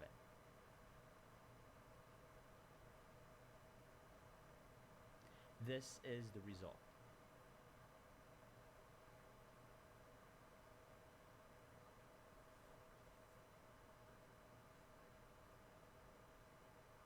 Now I'm going to do the details, and basically whatever order we did for the main animation, that's going to be the same order that we're gonna do with the details.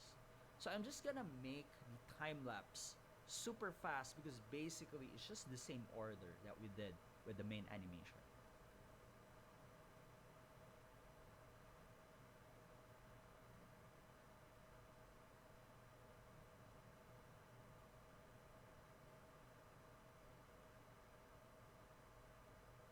Lastly, the hair. I usually do the hair in a straight ahead method because it will have a different spacing than our main body. Again, I'm just gonna make the time lapse super fast.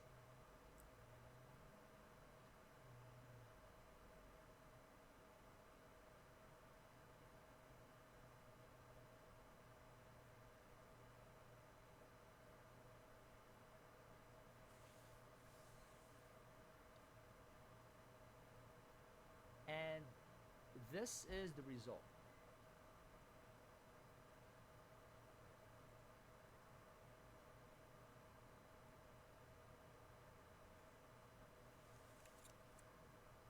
And if we add background, lighting, and effects, this is the result.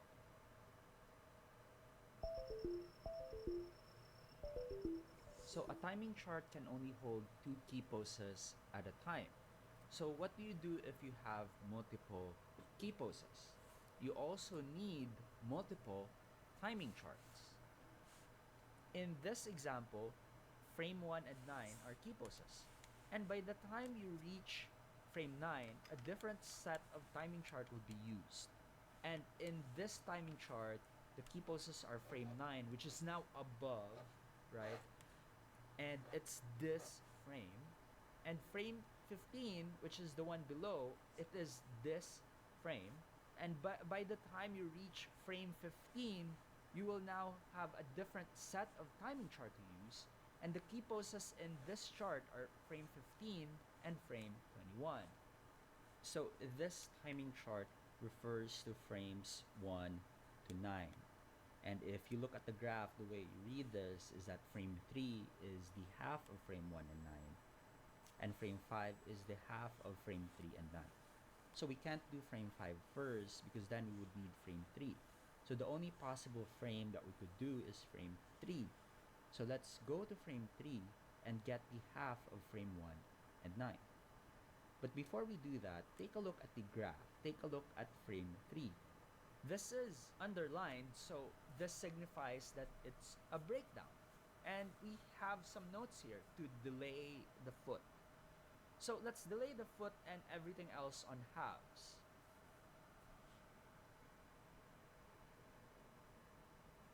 So if we're just gonna do strictly halves method, the foot would be here. But since we have the note, we're gonna delay that one. Let's go to frame 5 and get the half of frame 3 and 9.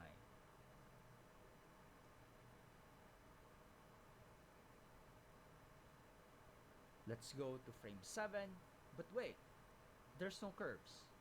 So this isn't half. And if we look at the guide, it's very clear that it's favored heavily towards frame 9. So let's do that.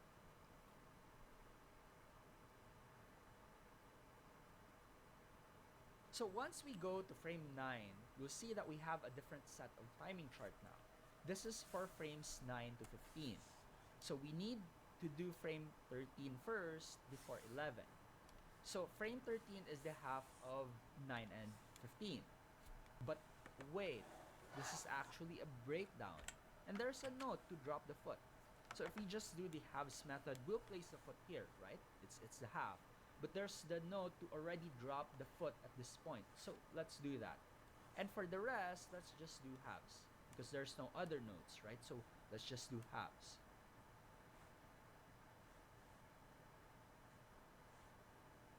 Then for frame 11, again, we don't have curves, so this isn't half, but instead heavily favoring towards 9.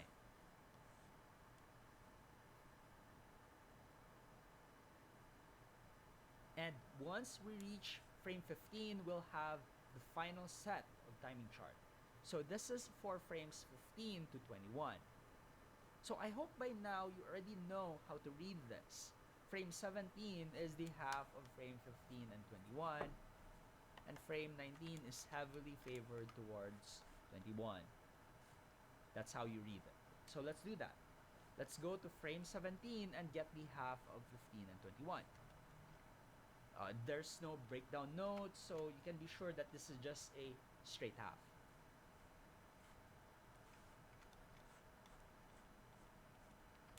And frame 19 is favored towards frame 21.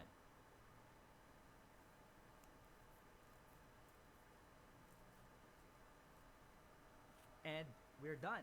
Let's have a look.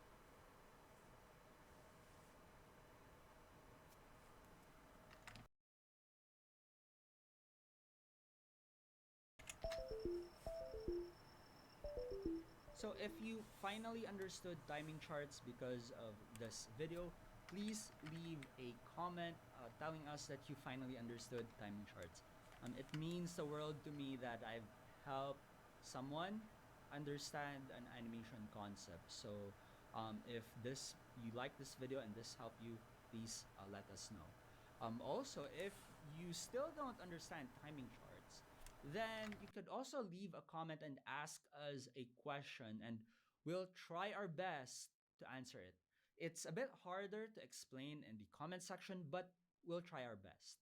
And if you want to support our channel, if you like this video and want to see more of it, and you want to support us in creating more quality tutorials like this, then you might want to consider joining our channel by clicking the join button below.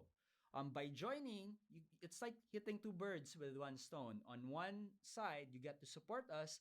On the other side, you get to access members-only lessons, access to the community, and get feedback on your drills. So that's it. If you like this video, please give it a thumbs up. Subscribe if you haven't already. And I'm going to see you in the next video.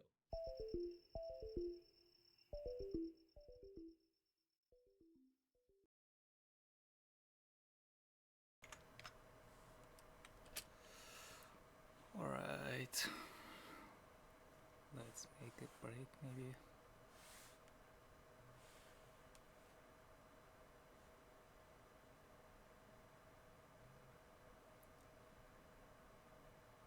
All am I doing just gesture and cubes.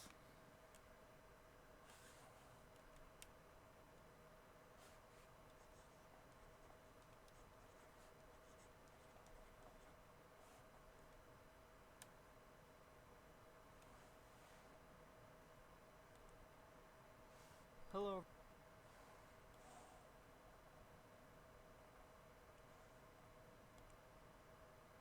Hello everyone, this is your daily dose of internet. What happened?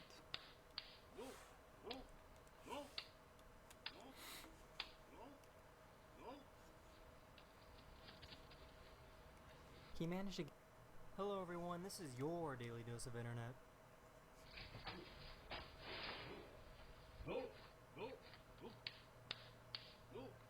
Oh my god.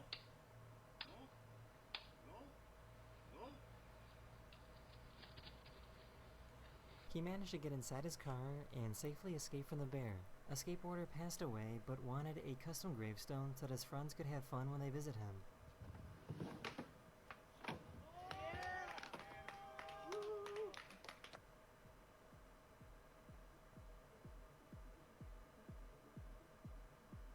What? This might be the greatest Jenga move of all time. Yeah, move them all through there. This was the absolute worst time for her to sneeze. They wanted to introduce their new kitten to their older cat.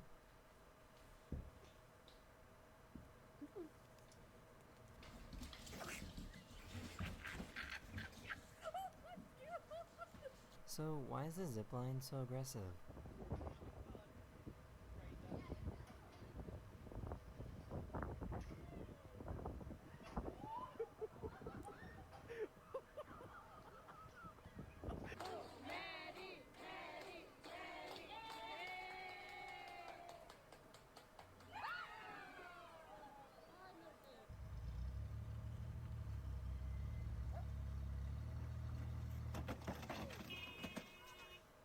This guy doesn't trust his friends. Yeah, watch me do it.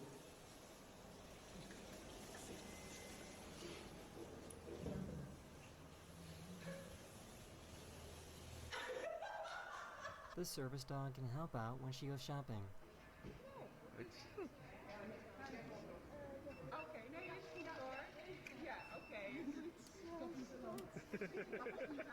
They all decided that they wanted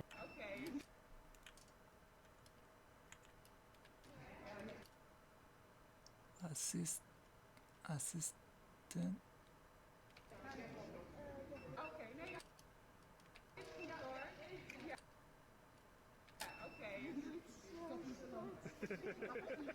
They all decided that they wanted a game in the mountains together.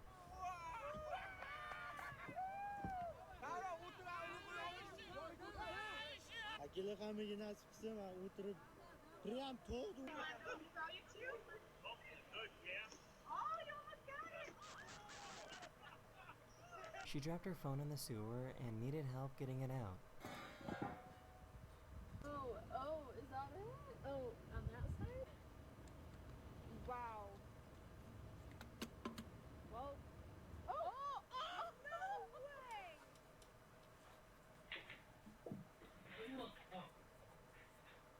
The bus didn't wait for him at the bus stop, so he decided to force the bus to wait.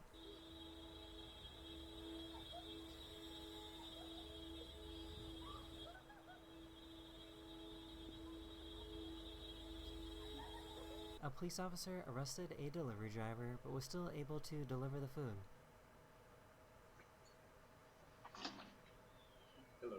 Look, a policeman delivering my food. Yes, ma'am.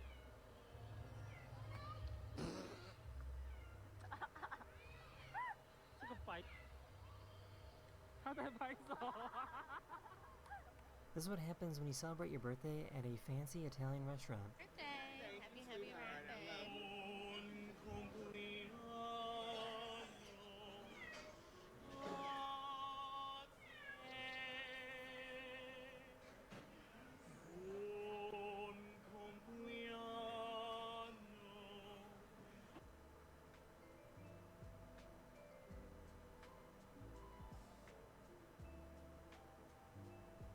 This is Pesto the Penguin, and he's going super viral on the internet because he's just a baby but is already bigger than his parents.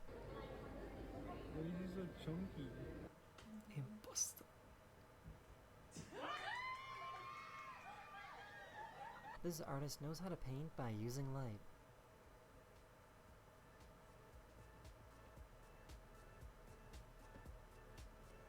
Whoa. This guy got a new horn for his That's truck. cooler.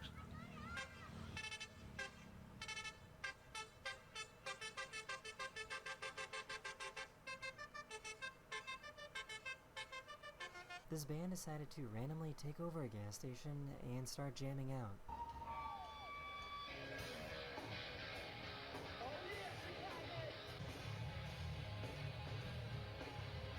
One of my subscribers found out that he has a really squeaky eye.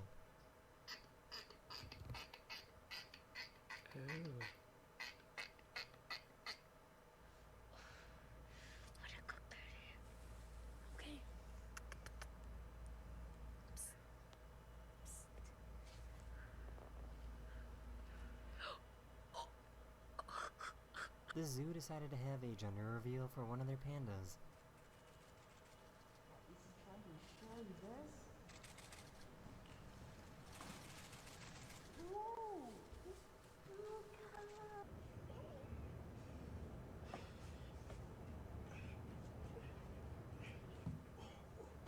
You okay? Yeah, so I could see if we can recruit more people. These are called woolly aphids, and they completely took over this branch.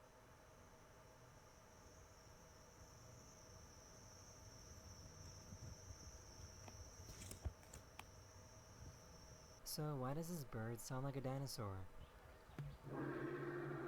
Oh my.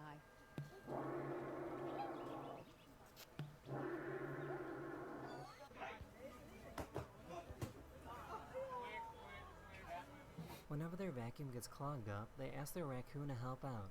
Here, unclog it. Got it?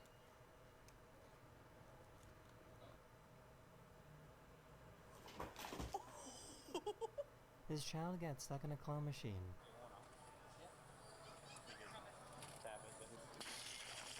How did he This might be the world's first inside? robotic music conductor.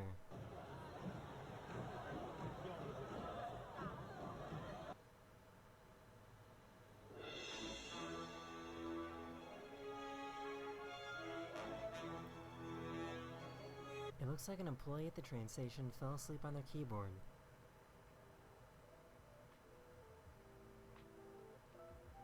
Poor little guy was put in a love chokehold.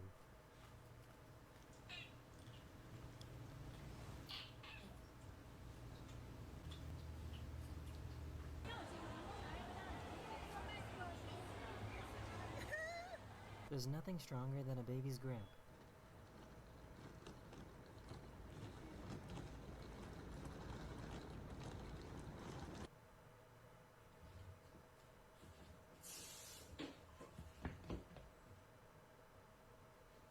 Because smartphones use infrared light, this is what they look like under night vision. Face ID can kill you. This is Face ID. And also, when you're taking night mode shots, this is what it looks like. This is night photo mode. Night mode photo. Photo mode night. This guy was proposing to his partner when a curious sea lion showed up.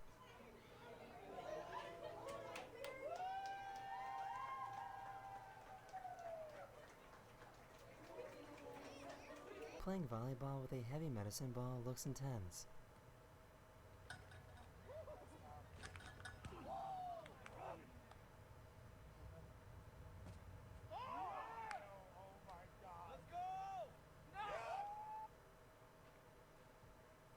That is the end of this video. I hope you enjoyed. And I'll see you guys again very, very soon.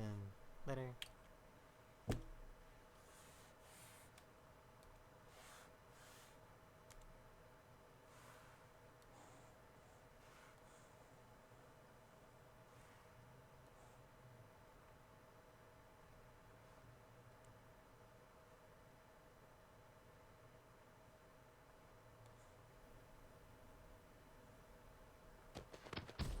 I'm mad.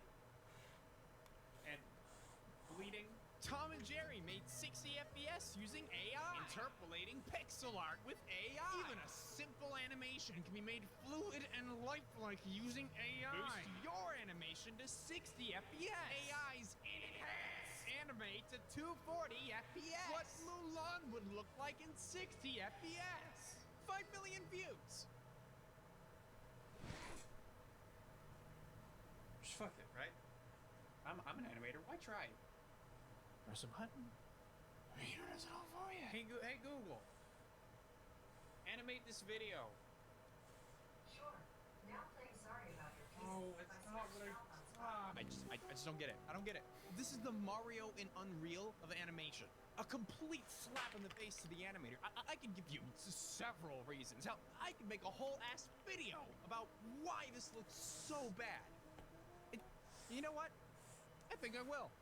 I think I will. Because either I rant to you for the next 10 minutes to satisfy the goblin in my brain, or he's gonna tell me to do something far worse. Come on. Fuck. Okay, let's just cover the basics. This is 24 frames a second, this is 48. Look close. You see the difference. Good job. Basically, unless you're watching a soap opera, a gaming video, or Gemini Man, most of the video you watch is displayed at the standard 24 FPS. Now, 24 frames every second sounds like a lot, because it is. But it's pretty rare for animators to consistently create a new drawing for every single frame. Even during the most complex and fluid movements, animators will often hang on a single drawing for longer than one frame. If it's on screen for 2 frames, we call that animating on 2s. If it's up to 3, it's on 3s, 4s, and so on. There's a lot of reasons you might do this. Maybe you want to make 2 things feel different from each other, and the different frame rate helps to sell that. Maybe a low frame rate is part of the style. Maybe a character's movements are so far away that nobody's going to even notice. Maybe a choppier movement looks better with less frames. And I could go on, but you get the point. It's not just a compromise. We did a lot of animation testing, and we found out pretty early on that in order to capture the spirit of the comic books, we'd animate on 2s. And sometimes we would hold frames for 2 or 3 frames. When there's 24 frames a second, instead of doing all 24, you 12, and the mind fills in the gaps between them. It makes it feel more graphic. There is a clarity and a crispness in that, so we latched into that as an aesthetic that I think made it feel more like a comic book. And here's the thing. Just like animating on 2s or whatever looks fine if it's done right, animating at more than 24 FPS can look great. There's nothing wrong with having more frames when the artist intends for there to be. Yes, the issue at hand isn't the prospect of HFR animation. Instead, it's this shit-ass trend I'm seeing more and more of where some degenerate with Moonbrain will take a perfectly fine animation and remaster it, that is, stick it into an AI and press render, to create new frames in between the perfectly fine existing ones. This is widely referred to as interpolation, and not only does it completely fly in the face of artistic intent, it also just so happens to completely undermine several of the most basic principles of the entire medium of animation. Seriously, there's like a whole book about this, written in the Middle Ages by the 9 guys. People call it the animator's Bible. Now, I'm not a religious man. The book outlines what we call the 12 principles of animation. You got timing, staging, exaggeration, anticipation, straight ahead versus pose to pose, solid drawn, arcs, follow through and overlap, squash and stretch, secondary actions, appeal, and easing. I don't expect you to internalize and remember all of that, but suffice to say, all of these principles are, in their own way, extremely important to the process of crafting a good-looking cartoon. And here are the ones that the AI completely fucking ignores. Are you beginning to see the problem? Here's an image of a little man. He's doing very well, and I'm proud of him. He will be demonstrating 2 of the most important fundamentals of animation: timing and easing. Say we want to get him from here to here on the canvas. I could manually hand animate the man on 1s, or I could instead tell my animation software to do it for me by tweening or interpolating that movement. I have just saved myself a lot of time by doing this, and the only catch is that, well, it looks like a computer did it. But why though? You see, when you ask a computer to make a guy go from here to here, it sure is gonna do it, but it's gonna do it in the most simple and efficient way possible. Perfectly even, steady all the way, boring.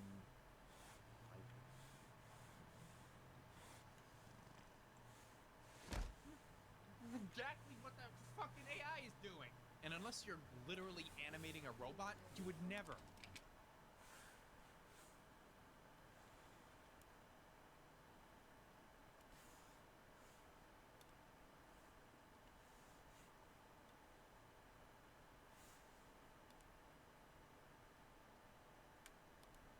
全身の絵のバランスがうまく取れない人の特徴。絵を描くときに細部にこだわりたいあまりついつい紙に顔を寄せすぎてこんな感じの視野で絵を描いてしまうことってありませんか？ついつい今描いている部分だけに意識がいっちゃうんですよね。で、いざ顔を上げてみるとやたら頭が大きかったり全身のバランスが悪い絵になってしまったなんて経験一度はあるのではないでしょうか。全身をバランスよく描くためにはまず頭の先から足の先までどのサイズで描くかを決めておくことが重要。次に股下の位置とその人の頭の大きさの当たりを描いてコントラポストと呼ばれる肩の傾きと腰の傾きを確認したら胸郭骨盤を単純な形で描いて手足を一本線で描いていきます。これができたら各パーツを単純な立体に置き換えてあげて、あとはそれを土台にディテールを描いてあげればバランスの良い絵になると思います。慣れればここまで下書きはいらないかもしれませんが、絵のバランスが崩れやすい人はぜひやってみてください。全身をバランスよく描く方法をもっと詳しく知りたい人はコメント欄の全身の絵のバランスがうまく取れない人の特徴。絵を描くときに細部にこだわりたいあまりついつい紙に顔を寄せすぎてこんな感じの視野で絵を描いてしまうことってありませんか？ついつい今描いている部分だけに意識がいっちゃうんですよね。で、いざ顔を上げてみるとやたら頭が大きかったり全身のバランスが悪い絵になってしまったなんて経験一度はあるのではないでしょうか。全身をバランスよく描くためにはまず頭の先から足の先までどのサイズで描くかを決めておくことが重要。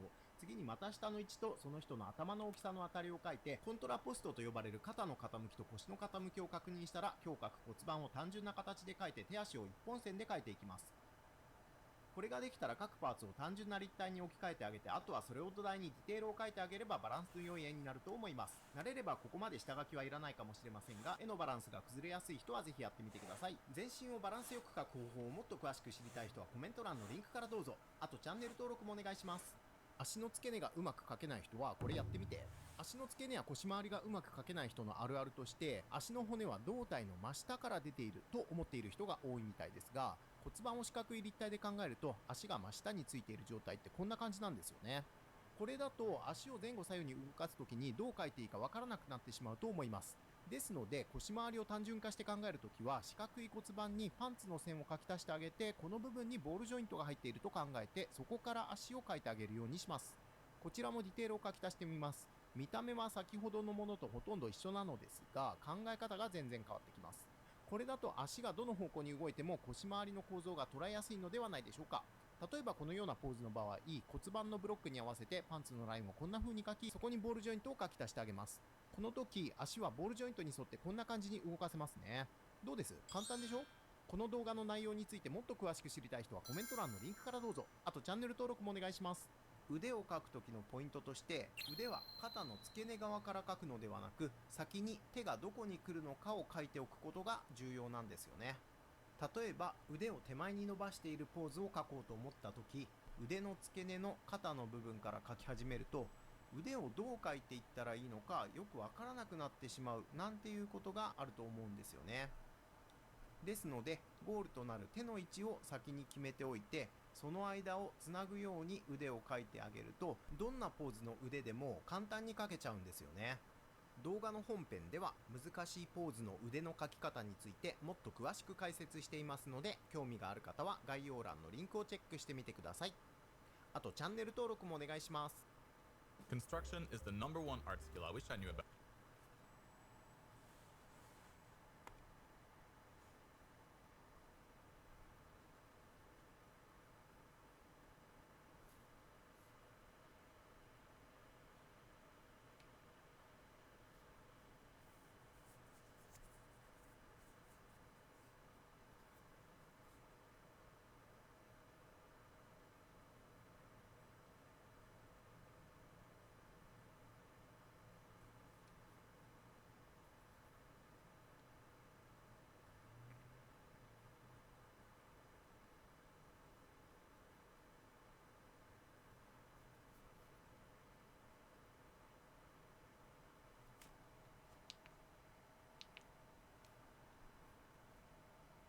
Cell versus soft shading. What's the difference and which one should I use? I'm going to show you how to render shadows in a couple of different ways. Rendering in art terms is how you finish the art by bringing flat images to life with the illusion of light and shadow. Cell shading is a stylized way of shading with hard edges and simplified values. You can see cell shading in cartoons, comics, and animation. This is how I tend to shade my work. Soft shading is more a realistic approach with soft blends and more values. It's how traditional artists may render a still life or a detailed landscape that looks like a photograph. In this video, I'll show you my techniques on both types of shading with some common textures like plants, rust, and glass.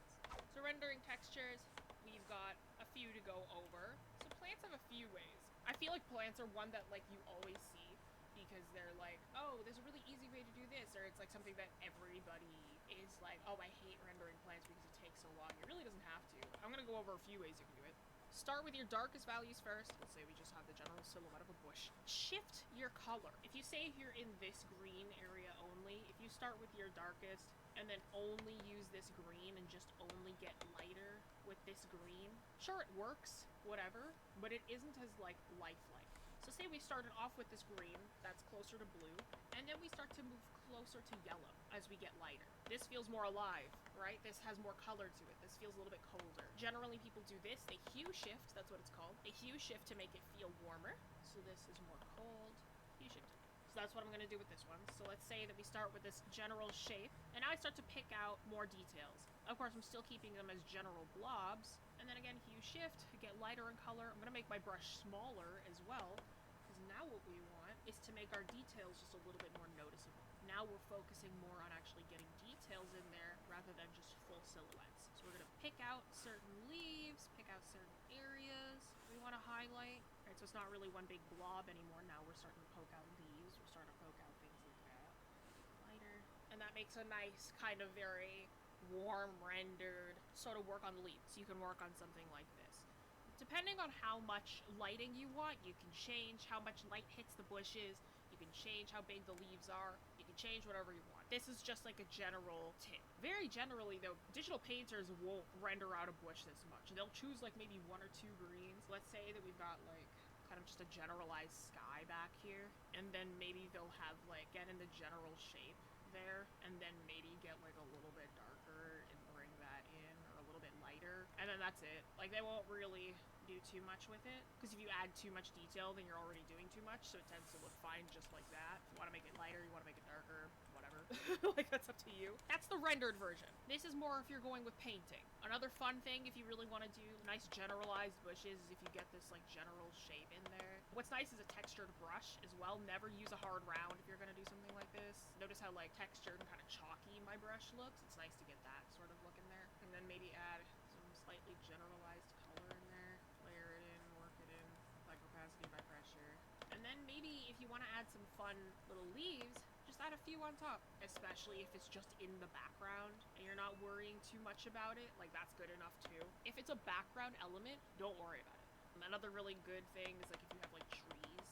Say if we've got like the base of a tree, something like this, we've got little moss growing on it. Again, I'd pick my green, probably something like this, and just very lightly drawn small little circles. The moss on top, let it blend like that. And then if I really wanted, I can add little leaves. Circular leaves that look like this on the edges too. My rule of thumb is generally to always lean your greens onto yellow by comparison to blue. The blue tends to look too cold and too unrealistic. So that's one way that you can think of it. This is a bunch of different blurry sort of foliage. Grass actually works the same way. Say we've got a sky like this. Usually what I do is like, I work with aerial perspective, but I let it get farther away and more blue because this is just what happened. It won't stay perfectly green the whole time as it gets farther away. This is very, very quick as well. I would not render this like this exactly. And then I wouldn't just automatically do this the whole time. I wouldn't use the grass texture for the entire section. I would use it in very sparse, very small areas and make sure that the grass is going in different directions. That sort of thing. But yeah, I like to add atmospheric perspective into there. The grass blades, there should be more of them, despite them being smaller as you get farther into the distance. Try not to make it so it's like grass all the time. It's better to make it if you have grass sometimes. This feels a little bit more natural. Sometimes you'll have a grass brush and you'll see people just like rake the grass brush across the area just completely. Don't do that. It doesn't look great. I'm just gonna go over moss one more time. This feels a little bit more natural. Sometimes you'll have a grass brush and you'll see people just like rake the grass brush across the area just completely. Don't do that. It doesn't look great. I'm just gonna go over moss one more time. Let me use a rock. So if we have moss, you just kind of very gradually blur that into there. You notice that it's a very, very similar value right now. So I'm gonna start to bring it up. Moss always looks better if you lean it towards yellow as well. Don't lean it towards blue, because you know, what 2 colors make up green, guys? It's yellow and blue. If we lean our greens more to yellow, it makes greens feel more natural. Let's talk about non-painting. Let's talk about just cell shaded. So cell shading, so let's say that I drew in a bush really quick. Our shadows, we're gonna go back to the cold. We're gonna leave the blue. When we have this kind of shape here. I'm going to pick my shadow color. It's a little too dark. Still want to make it to blue. Make sure that we always hue shift. Even if you don't go cold shadows, warm light, you always want to hue shift regardless. You just pick your light source and say mine is just coming straight from above. And make sure that your shadow, when you're cell shading, matches the texture that you want for the bush. This applies to everything. If you are making a shadow, your shadow is a shape, not a line. Your highlights are a shape, not a line.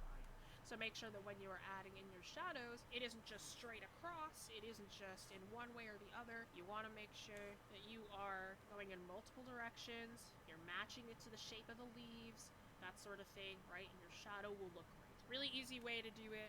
Lighting as well, match it to the shape of the bush. You've got a very easy cell-shaded bush. You could even make it fun and color in the lines where the highlight is. And that gives it a little bit more depth. You can even make the highlights like a little bit more in depth, right? You can start lighter here, you get a little darker as you come down forwards, right? And get even darker as you hit the shadow.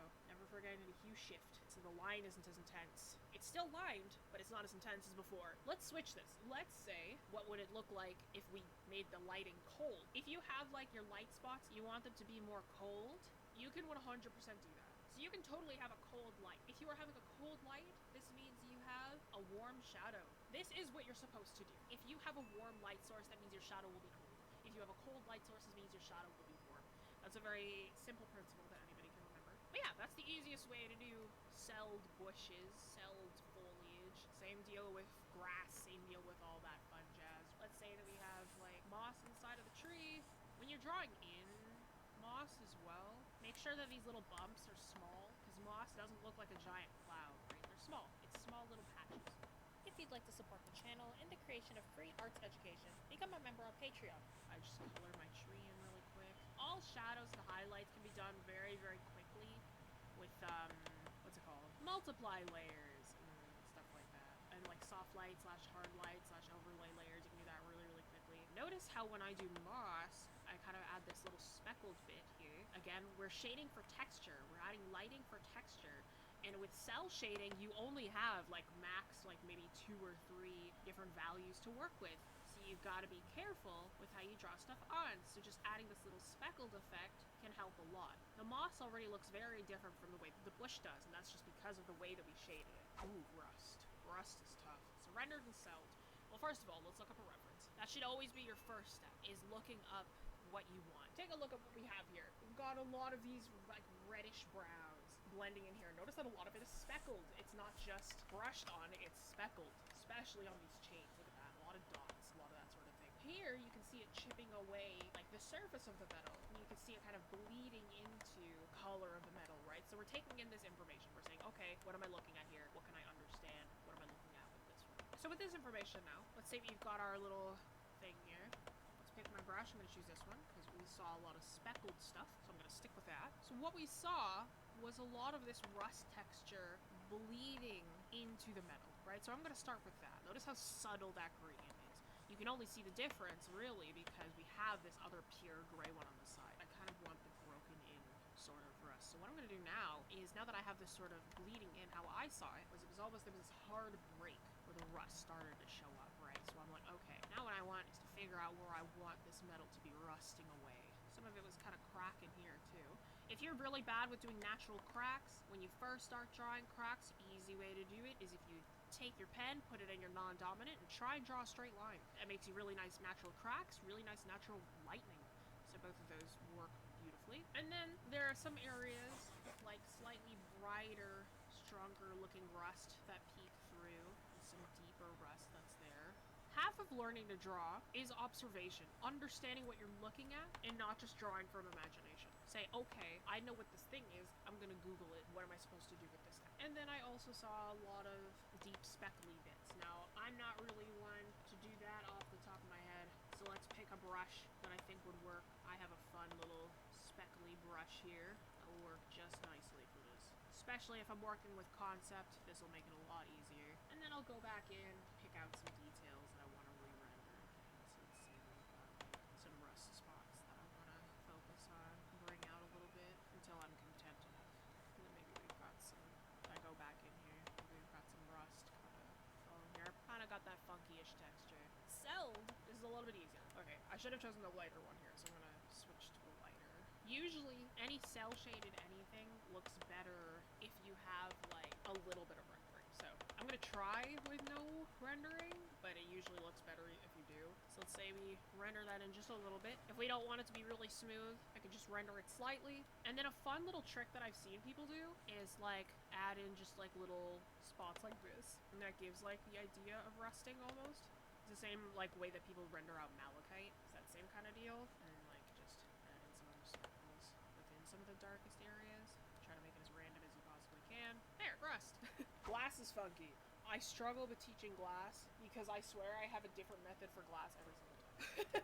So again, what we do first is we look up our reference. We notice that when we have glass, sometimes our glass has colors to its edge, right? Sometimes it doesn't, but more often than not, it does. Very, very reflective, very, very smooth looking glass. Especially if we have it with like a drinking glass, it'll distort what's behind it, and we'll see a little bit of those colors kind of moving around going on back there. We'll see it kind of distort an image because it's a bent piece of glass. If we've got straight glass though, we can see directly through it, but it will always have a little bit of a reflection going on. So let's take a pane of glass. Let's just take one of these like funky little panes of glass that are like see-through with a slight tint of green to them. I'll do this in a couple ways. I'll say that like we have one that's like fine and then one that's like broken, because I know that every artist wants to know broken glass. So let's say we took this. The thing with glass is that it'll look very, very similar rendered to like celled, because it is a very hard-edged kind of thing. So let's say we've just got a piece of glass going on here. So we've got like a pane of glass. So let's say we start got something like this. Notice that I used white to highlight the edges. This is because that when you have glass, more likely than not, that edge will be white because of the highlight that's going on. Especially if I've got a mid-tone for the background. So let's say that I've got that white little pane of glass. We're getting very Minecraft pane of glass for a second here. But let's say that it is that sort of like deep turquoise. So I'm gonna take that color, bring that over to the edges here. I have no theory behind glass. I'm just like, because sometimes I'm like, oh, I kind of feel like rendering it like this today, or let me try this method, because I still haven't found the method that works the best for me. I'm just kind of like, I'll figure it out as I go.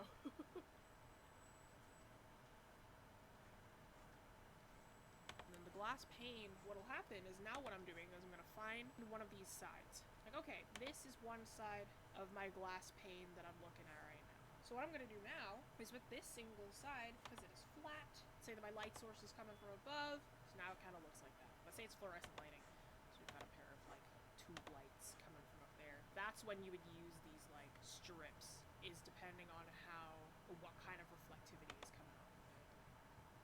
Cool, works. Now that we have this piece of glass, we're not done here. Some of y'all wanted it to be broken. And the fun thing with that, we don't have to change much. Let's pick out the areas that we want to be broken. Let's say we've got like some streaks that we want down the middle. What we're going to do is we're going to make two layers. One layer, we're going to draw the same color as our lightest highlight. Let's say that this glass is like just completely broken in the center like this. Cracks are more likely to happen in triangles, so try not to have any rectangular shapes when you're cracking glass. This looks pretty good. Not too bad. We could leave it at this. But there's a fun thing that we can do that makes it look just a little bit nicer. So let's say we took this, let's copy this layer, put it underneath, move it over just a little bit, lock it so we can't change it, and let's pick the color of our deepest shadow, or one of our deepest shadows. Let's just adjust it a little bit with the areas that we want. Maybe add some darkness to this side. There's no light source here. Now this is a section I do have rhyme or reason for. This is a nice, easy way to make cracked glass. Now, celled glass, a lot easier. I'm not gonna bother to try and clean this up more. I'm just saying that right now. So, let's say that we start with this. Fill in the areas that need to be filled.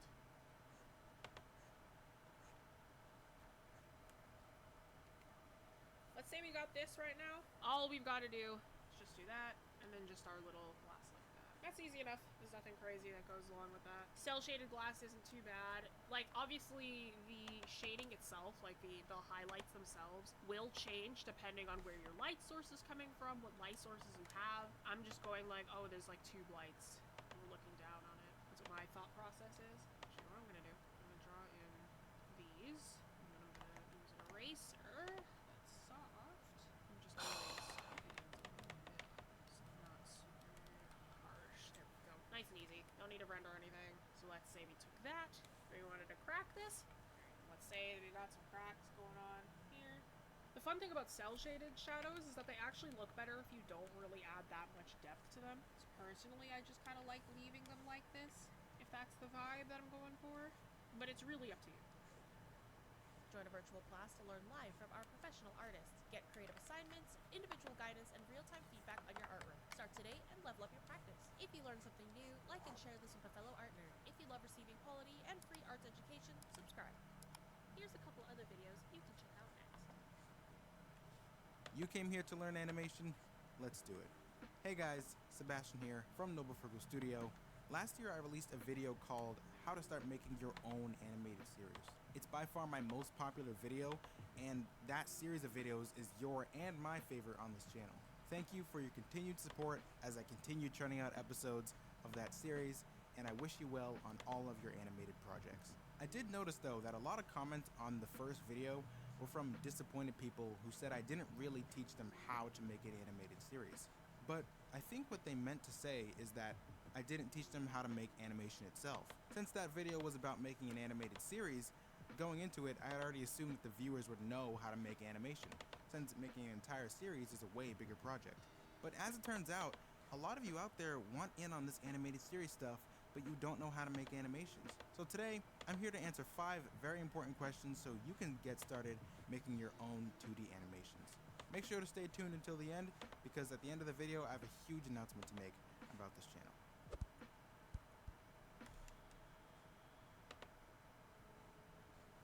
Let me get a WIT, pro like T.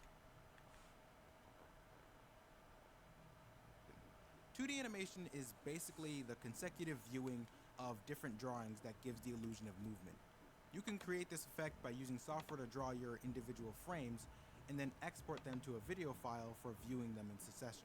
I recommend that you use the free 2D animation software OpenToons to start making your animations. It's a little bit of work to get used to, but trust me, it's worth it in the long run. In addition to that, I recommend that you download a video editing software to compile all of your animated scenes. I use DaVinci Resolve because it's capable of almost anything, and it's free. You can also make animations traditionally by using special animation paper and a camera to capture your frames. But in order to keep this video as simple as possible, I'll stick to the faster and easier digital animation method. What do you need to make 2D animation? What you'll need to make animation is a capable computer, a drawing tablet, and an animation software. If you plan to make large animated projects with lots of layers and effects, I recommend getting a computer with a decent processor and graphics card. AMD Ryzen processors are great for creating cuts, drawing, or natural. When you plug it in, it replaces your mouse with a pen. Pen displays, which come with a display and act as an additional monitor, and pen tablets, which I also want to mention that you can buy in trusted programs you make. It's completely easy and affordable way to share them is on social media like YouTube, Instagram. I recommend that your skills in animation. Winners are actually featured in animated shorts or an anime. Straight ahead and pose to pose. Follow through in overlapping action. Ease in and ease out. Straight ahead and pose to pose. Follow through in overlapping action. Ease in and ease out. Arcs, secondary action, timing, exaggeration, solid drawing, and appeal. Once you master these basic principles, you can go on to the more advanced ones, which demonstrate different types of motion. These include the wave principle, counterposing, breaking joints, accents, leading action, etc. There's a lot. I'll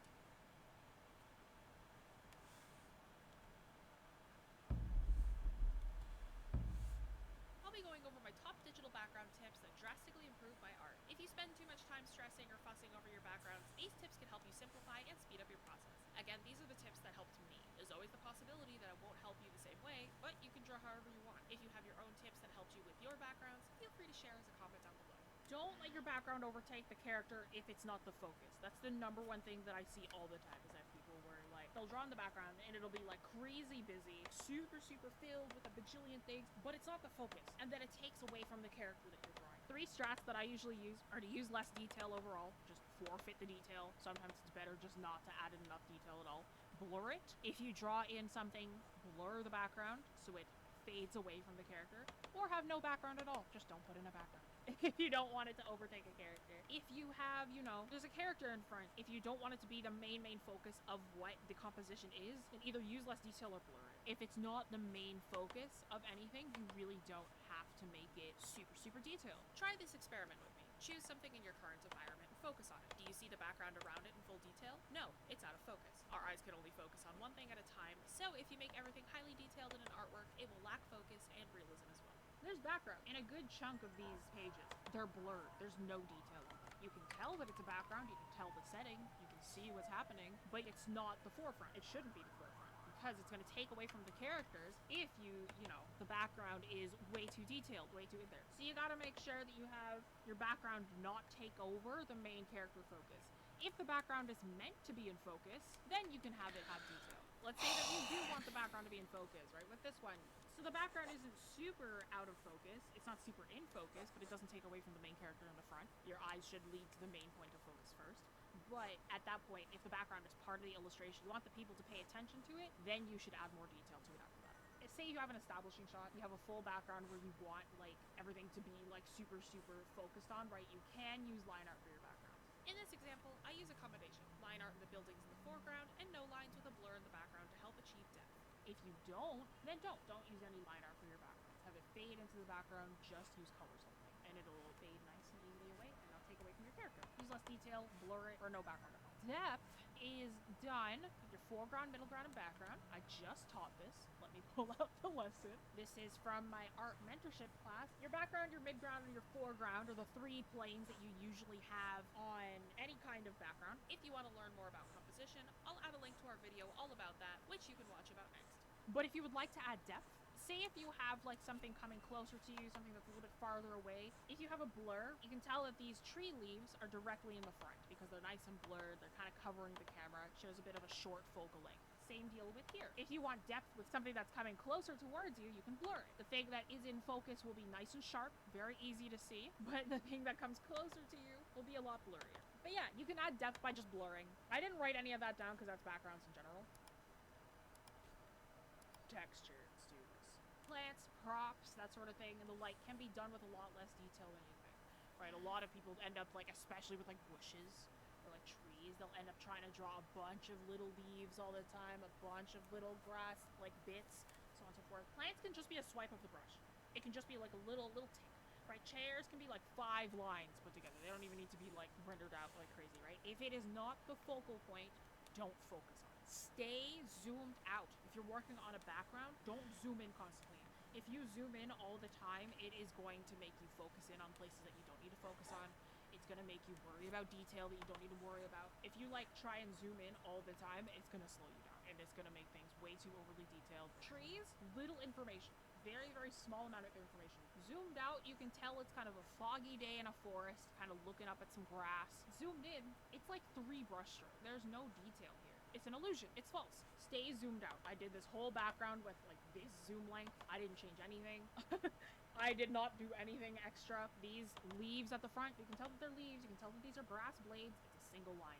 Nothing different about it. I didn't spend forever on it. It works just fine. Even with this one, you can tell this is the grass. There's just tiny little ticks for grass. You can tell that it's grass. You can tell that he's lying in a forest. You can tell this is a bush, right? There's just a little bit of texture rendering, right? You really don't need that much detail for a background. It's called an illusion of detail. Let's say if I was drawing a bush, got a bush shape going on here. If you'd like to support the channel and the creation of free arts education, become a member on Patreon. Let's say this bush is far in the background. I don't even need to worry about it. But I start to render it more and more. I'm like, oh, I need to make sure that every little leaf is kind of showing up, right? As I bring more and more things into the forefront. And I started with that blob, but now I want to add more things onto it. It's like, now I want to add on little individual leaves. Let's keep going. If I just keep on adding more and more leaves, make this and then I'm like, oh man, this doesn't look like a perfect leaf. Let me zoom in more and let me try and like make every single leaf like a perfect leaf shape. And then I go in and I'm like, no wait, I want to like add in the texture of each leaf as well, right? And I go in and I start like doing like, don't do this. This is too much detail. If this is the thing that is in the background, this is too much detail. If you're in a forest and you have to do a bajillion of these guys, it looks good. Yes, it does. But if you have to do a bajillion of these guys, it's in your background, you're going to take forever. And it's also going to be too much texture density. If you want a nice bush that's in the background that just you won't have to worry about ever, you just draw in the general shape, draw in maybe like a bit of highlight, bit more highlight if you really want to. That's it. That's all you need. That's enough information. You need nothing more. You can get the point across with less. Don't burn yourself out just because you're trying to be a perfectionist. What if the area is a focus and not a character? Then you'd want to do something like this. Then you'd want to do something like this, and I cannot help you. But if the character is a focus, then you can do that. But if the area is super expansive, let's say if you're doing a huge background piece and there's like a bajillion things around, like it's a huge zoom out, you still don't need to do this. Unless if you're really zoomed in on that bush, or that bush is your main focal point, then like you don't need to zoom in that much. Like you don't need this much detail. Unless if you're zoomed in on that bush, this is still fine, even if your background is the focus, right? There's an artist that I really, really love. Her name is Nadia Kim. She's an amazing artist. She does a really, really good background art. The background is the focal point. There's a couple of characters here that you see first, but look at all these leaves. It's a single swipe of the brush. All of these in the background is a single swipe of the brush. Same with these grass. These leaves are directly in the front, so they have a lot of detail, right? But as it goes farther back here, it becomes less and less detail as you go farther into the background. The less in your face it is, the less you need to worry about it. Join a virtual class to learn live from our professional artists. Get creative assignments, individual guidance, and real-time feedback on your artwork. Start today and level up your practice. If you learned something new, like and share this with a fellow art nerd. If you love receiving quality and free arts education, subscribe. Here's a couple other videos you can check out next. Hi, my name is Don and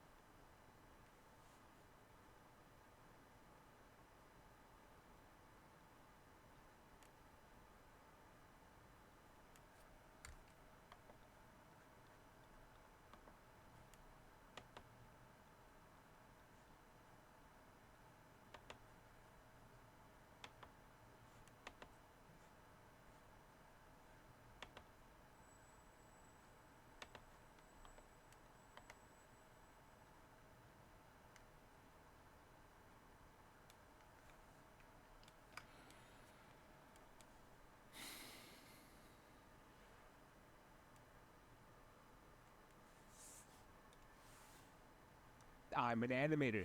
I've been working in the Japanese animation industry for a bit, and one thing that is really emblematic of Japanese animation are those crazy action scenes where the camera is flying around while the characters does their choreography. To do those, we use a technique called the Sakuga track up or Sakuga track back, and today we'll animate this scene using that technique. A regular track up or back involves you moving the camera in and out of the scene in your layout.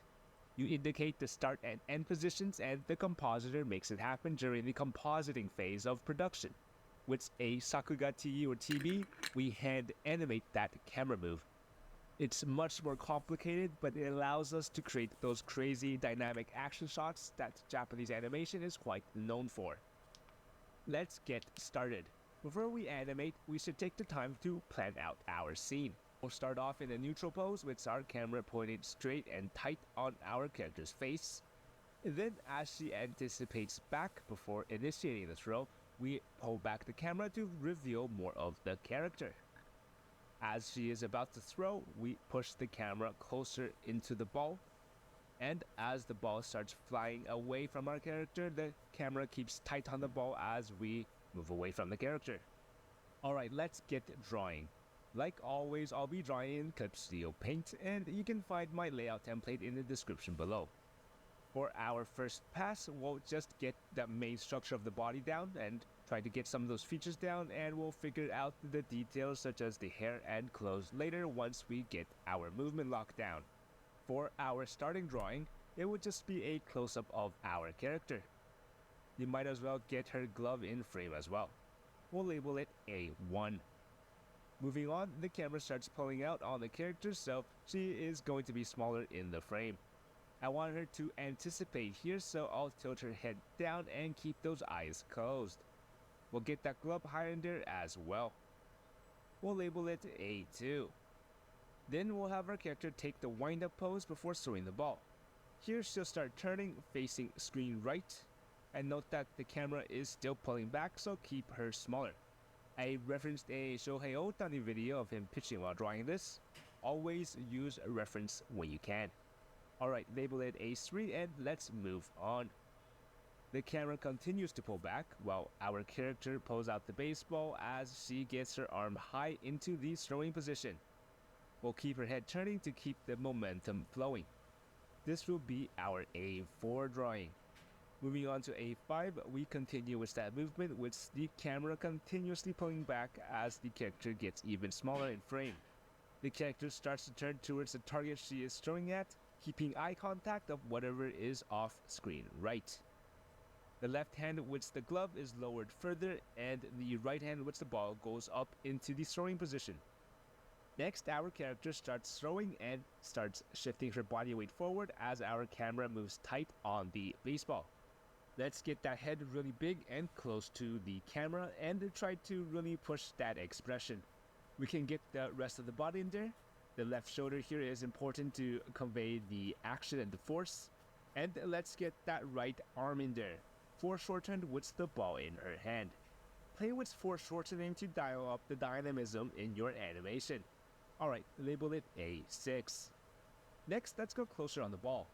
Our character will just be out of frame here, and it's just the right arm and ball in frame. And that's A7. With A8, we go tighter on the ball even more. Here we see the hand and the ball.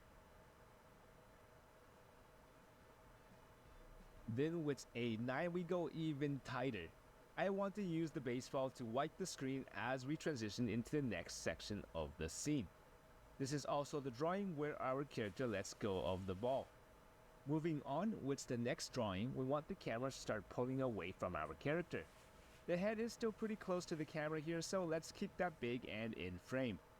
Let's also take some time to nail that expression and try to keep that intensity up. The right shoulder should be leading and at the front now as momentum causes her body to rotate. Get that shoulder nice and big and really push the perspective. This will be our A10 drawing. For the ball, here I would like to separate it from our character layer since they are no longer connected. The ball will be on the B layer from now on. Next, we continue pulling out on the camera as our character becomes smaller in the frame. The momentum causes our character's body to continue rotating counterclockwise. An object in motion stays in motion. Her right leg is up and she is balancing on her left leg. That leg up in the air acts like a counterweight, allowing the force of the body to be transferred to that baseball. Label it A11 and let's also draw the ball on the B layer. Moving on to the A12 drawing, the character continues to become smaller in frame as the camera pulls out, tracking the ball. And again, there is a lot of momentum as her limbs continue to move forward. Let's leave the B layer alone for now as we finish the rest of our character. This will be the last drawing of our character before she exits frame left. Here she starts recovering from her soaring pose, going into something more neutral. She is again smaller in frame as the camera pulls away from her, and this will be our A13 drawing. I'll make a note that she exits the screen this drawing. Now I want to add some drawings on the B layer for our baseball.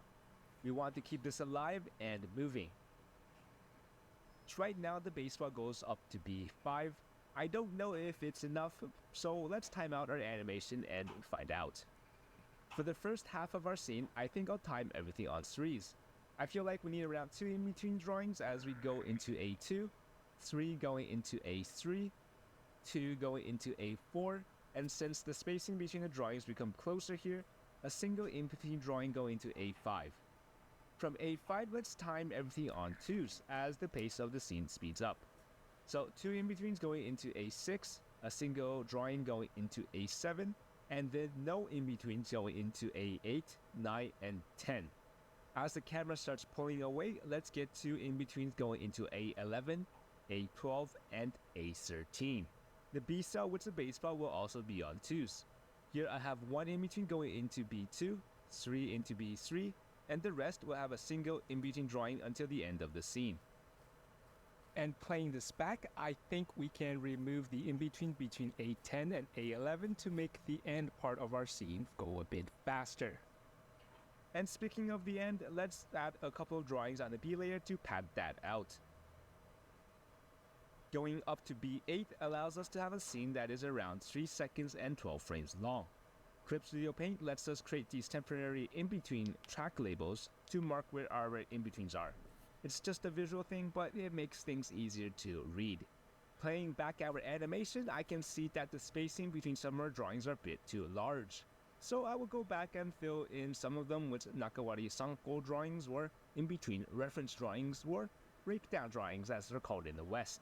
One in the middle of A2 and A3 to help bridge that movement should be helpful, and one between A3 and A4.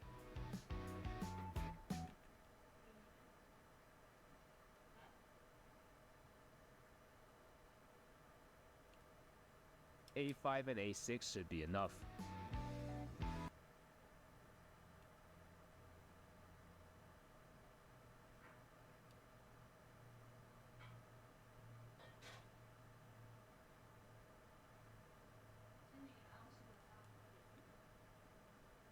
Diagrams in there. I made a video on spacing diagrams for my Patreon members, so check that out over there.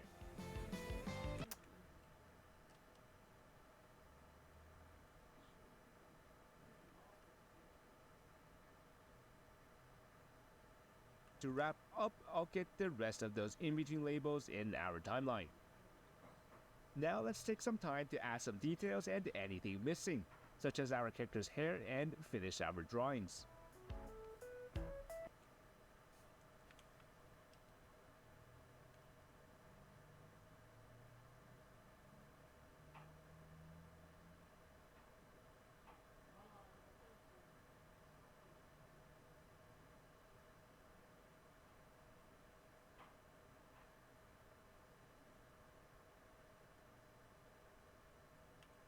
Good opportunity now to add some secondary action that can really add to the final look of the scene.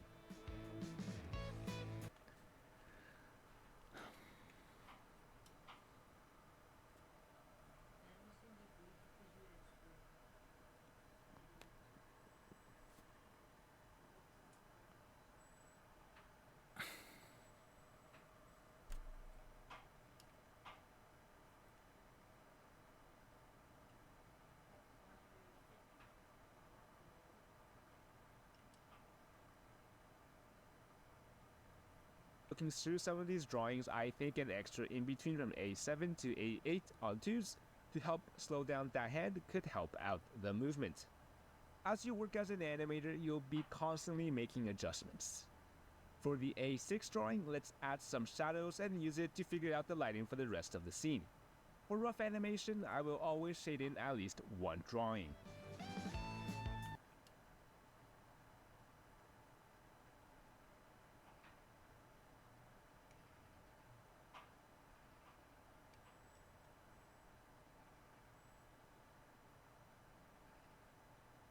And finally, let's fill out a timesheet for our scene. Our scene will be 3 seconds and 14 frames, and I'll just copy out our timed out animation into the action column. Being done, we can finally check out our animation. And yeah, I think it looks pretty nice. The next steps would be to adjust some of the poses to help smooth out some areas of the scene, and once we get to in-betweening and coloring everything, I'm sure it will look fantastic. Thanks everyone, I hope you guys learned something, and I hope that this inspires you to draw. This channel is supported by my Patreon members, and if you'd like to help keep this channel running, links are down below. Members get some extra content every month for as low as $8. Other than that, check out my social media, and I'll see you next time.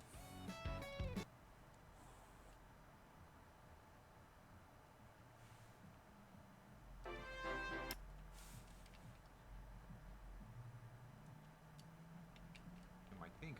As you can see, I didn't even get...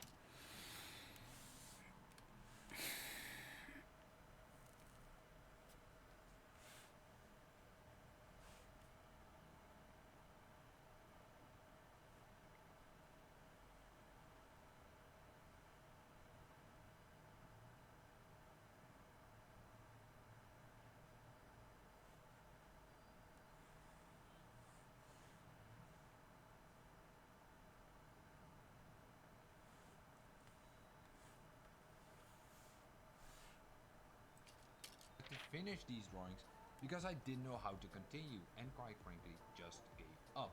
A dynamic pose like this means doing tons of things at the same time. It contains perspective, movement, anatomy, foreshortening, and probably even more. And if we see our favorite artists draw a dynamic pose in a way that looks as if it doesn't take any effort, it can make us doubtful over our own work. So I was wondering, is drawing dynamic poses something we can learn? And if so, what are the things that we should be mindful of? I went down the rabbit hole and spent hours watching tutorials, videos, and read tons of books. The good news? Yes, we can all learn to draw dynamic poses. Actually, it's just 4 fundamentals you need to be mindful of, and you won't need to spend hours studying anatomy. The 4 fundamentals are movement, readability, volume, and balance. Although they should be organized in this way.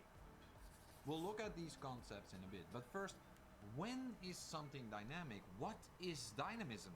Is it flying around, fighting, or dancing? The way I see it, dynamic is life. Let me explain using this box. It's static, boring, and lifeless. But if we do this, it becomes dynamic, interesting, and thus alive. That's because it seems to be moving.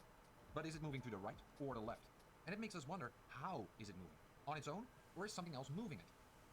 All those questions is what I mean with life. By drawing something dynamic, you activate your audience. They start to question and wonder, what is going on? What am I looking at?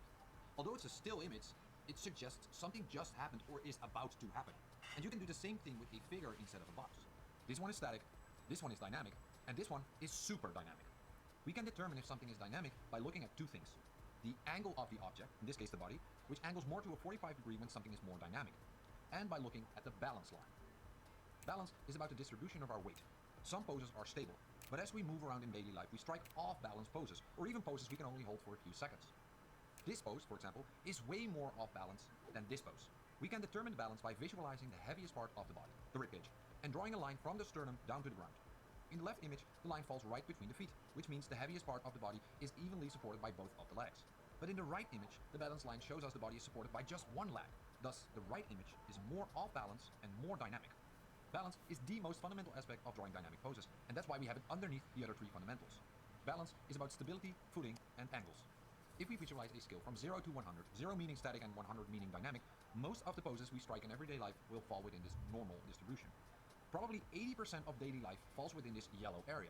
But I've noticed beginning artists either focus at drawing super duper dynamic poses or draw very static poses. Like I did here. I was aiming for something super dynamic and quite uncommon in daily life. In other words, I was making drawing more difficult than it needed to be. But there is a way of making this a bit easier. Instead of starting with the figure, we could start with the movement of a pose. Movement is about capturing the main essence of a pose. Instead of focusing on details like hands, anatomy, or fingers, we focus on the whole pose. You've probably heard of gesture drawing, but I'd like to call it movement, because that's what we're aiming for while drawing something dynamic. A figure that conveys a feeling of movement. And we can find a movement by drawing the line of action like you see me doing here.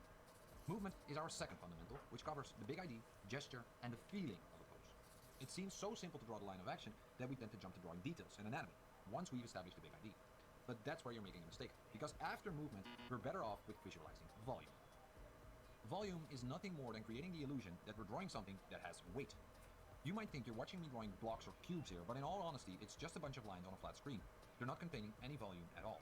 In a way, drawing is like doing a magic trick. So let's focus on creating the illusion of volume and weight first. Instead of drawing anatomy, the line of action can be used as a blueprint on which we hang our boxes and simple forms. And you can see that movement and volume together already get us pretty close to a dynamic figure. While movement is about the big idea of a pose, volume is about the elements, measuring, and form. In a way, movement and volume are opposites of each other. But you can learn to use these two skills at the same time. It just requires a little bit more knowledge and specific exercises to train you when to use what. If you're interested in that, you might want to check out my course on drawing dynamic poses. Together with Domestika, I've developed a course which covers all the themes we've been discussing so far. But in a deeper sense, you get to watch over my shoulder as I draw and get step-by-step exercises. And eventually, you work towards drawing your own dynamic pose. I put my heart and soul into this course, so it might be worth checking it out. But first, let's take a closer look at the last fundamental, readability. The easiest way of explaining readability is by showing you this. You don't need more than a second to know that this is Donald Duck. And if I show you this, it's no secret, it's SpongeBob SquarePants. To know that this is... The easiest way of explaining readability is by showing you this. It's Daffy Duck. You don't need more than a second to know that this is Donald Duck. And if I show you this, it's no secret, it's SpongeBob SquarePants. The best thing about a secret is secretly telling someone your secret, thereby secretly adding another secret. By only using the outline or silhouette of a figure, we get a sense of what the thing is we're looking at. And that's exactly what I mean with readability. It's clear and instantly recognizable, but it does even more than that. It also captures the movement and volume. Readability is the one that merges movement with volume and balance. It's the glue that merges all fundamentals together. And that's why I'm such a big fan of focusing on the silhouette. In a way, drawing the outline or silhouette makes your drawing readable for you and other people. And this is also used in signs and symbols, because if I show you this, you instantly know what it means. Readability is about making sure people understand each other. The way I see it, art and communication aren't two separate things. They overlap. And in our case, you get visual communication. But how do we use this in drawing dynamic poses? Well, readability is about the silhouette like we just discussed, and white space. White space is the space between parts of the body. In this pose, for example, there isn't a lot of white space. But in this pose, the white space is more present, which makes it more readable. So if we start with the movement, then add volume, and then increase the readability by creating more white space, especially in the legs since they overlap, we make a dynamic pose even more dynamic. And lines on a flat piece of paper, or in this case a screen, come alive. In this case, you see I'm not aiming for realism, but I'm using the reference and the fundamentals to draw a dynamic figure. This is just a stylistic choice, but if you want to add more realism to your figures, I highly suggest to take a look at Tom's book. Tom Fox is a great artist in simplifying anatomy, and how you can create more realistic figures. I'll put a link to his book in the description so you can easily up your game in anatomy. Artists like Tom, Mark Brunet, and Kim Young-gi are masters in anatomy. But I hope you've gotten the message that realism isn't the same as likeliness. If we were to compare drawing dynamic poses to making pizza, you only need 4 essential ingredients: balance, movement, volume, and readability. Putting these together will create the most delicious dish in the world, which you can top with something like anatomy. And although some people love it, it's not essential in making our drawings come alive. Actually, some hate it. Which brings me to the end of this video. Below in the description you can find tons of useful links you might want to explore, like the tools I use, the books I studied, reference photos, and of course, the link to the Domestika course. If you choose to do the Domestika course, every now and then I will go through the homework and give you guys some personal feedback. But for now, I want to thank you for watching this video. Stay diggity drawing. Adios. Together with Domestika, force. Oh hey, I didn't see you there, Duck. Hi, my name is Dom and I'm an animator, and I've been working in the Japanese animation industry for a while. And being in the industry for so long, I have seen many different people's animation works and layouts. And today, I would like to talk about some common mistakes that I see newer artists often make. Obviously, this list is subjective and is in no way exhaustive. Also, many of the points I will be listing only really applies for the Japanese animation industry, and there are mistakes that I see even experienced animators make only for the reason that they are often moving between the Western and Japanese animation industries. A lot of these things that I will mention are also things that just come with experience. Remember to never fear making mistakes, and that knowing when you are making a mistake is half the battle. Character and layout's perspective don't match. So I see this sometimes with artists that are just beginning in perspective drawing, where the layout in which the background has one set of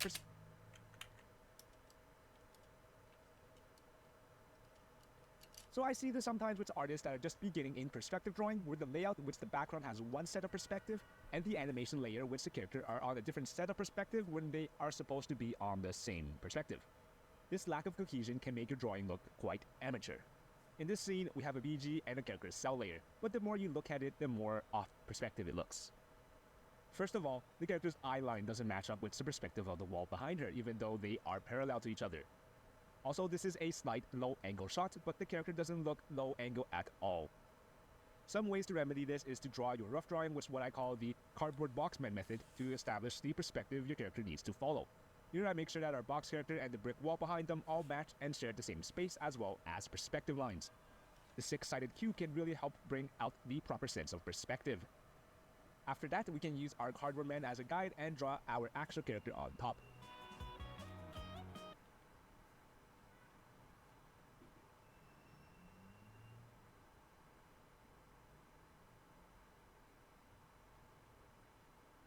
This looks much better. We can check if her eyeline and shoulders match up properly with the background perspective, and yeah, they look pretty nice. Note that it is perfectly acceptable to have the perspective of the background be offset from the characters, as it is natural that not all perspective lines match up in all situations, especially when your character is neither parallel nor perpendicular to your BG. But you have to do this with intent, and you have to understand the requirements of the storyboards. Wrong notations. So this part comes with experience, but writing proper notations is an integral part of being an animator. Remember that the creation of a film is not an endeavor taken up by a single person, and you'll need to be able to properly communicate with the directors and the rest of the team by writing proper and easy to understand notation. With your animation cells, make sure that you're actually labeling each drawing with the layer letter and the cell number. A1 and A2 for example here. The spacing diagram is also always written on the drawing that it ends on, so A2 in this case. And make sure that your spacing diagram is properly done as well. In animated it looks something like this, and here I have in-betweens at the half, quarter, and eighths positions. I find that many newer animators and animators that have transitioned from Western productions tend to write these wrong or not even write them at all. Once that is finished, make sure to dictate the timing as well in your timesheet.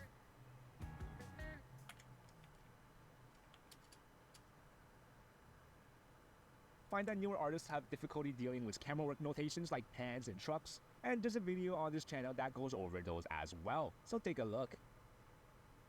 Too many drawings. I see this sometimes with animators and often newer ones, where almost every single drawing is a key drawing when it isn't necessary. The major issue is that if every drawing is a key, the final line work will have a flicker that is very noticeable, and you're just creating more work for yourself and your directors. In this scene, there's a lot of drawings, and there's probably a few we can take out. A17 here, for example, could be removed and placed with an in-between, and B6 here could also probably be better as an in-between.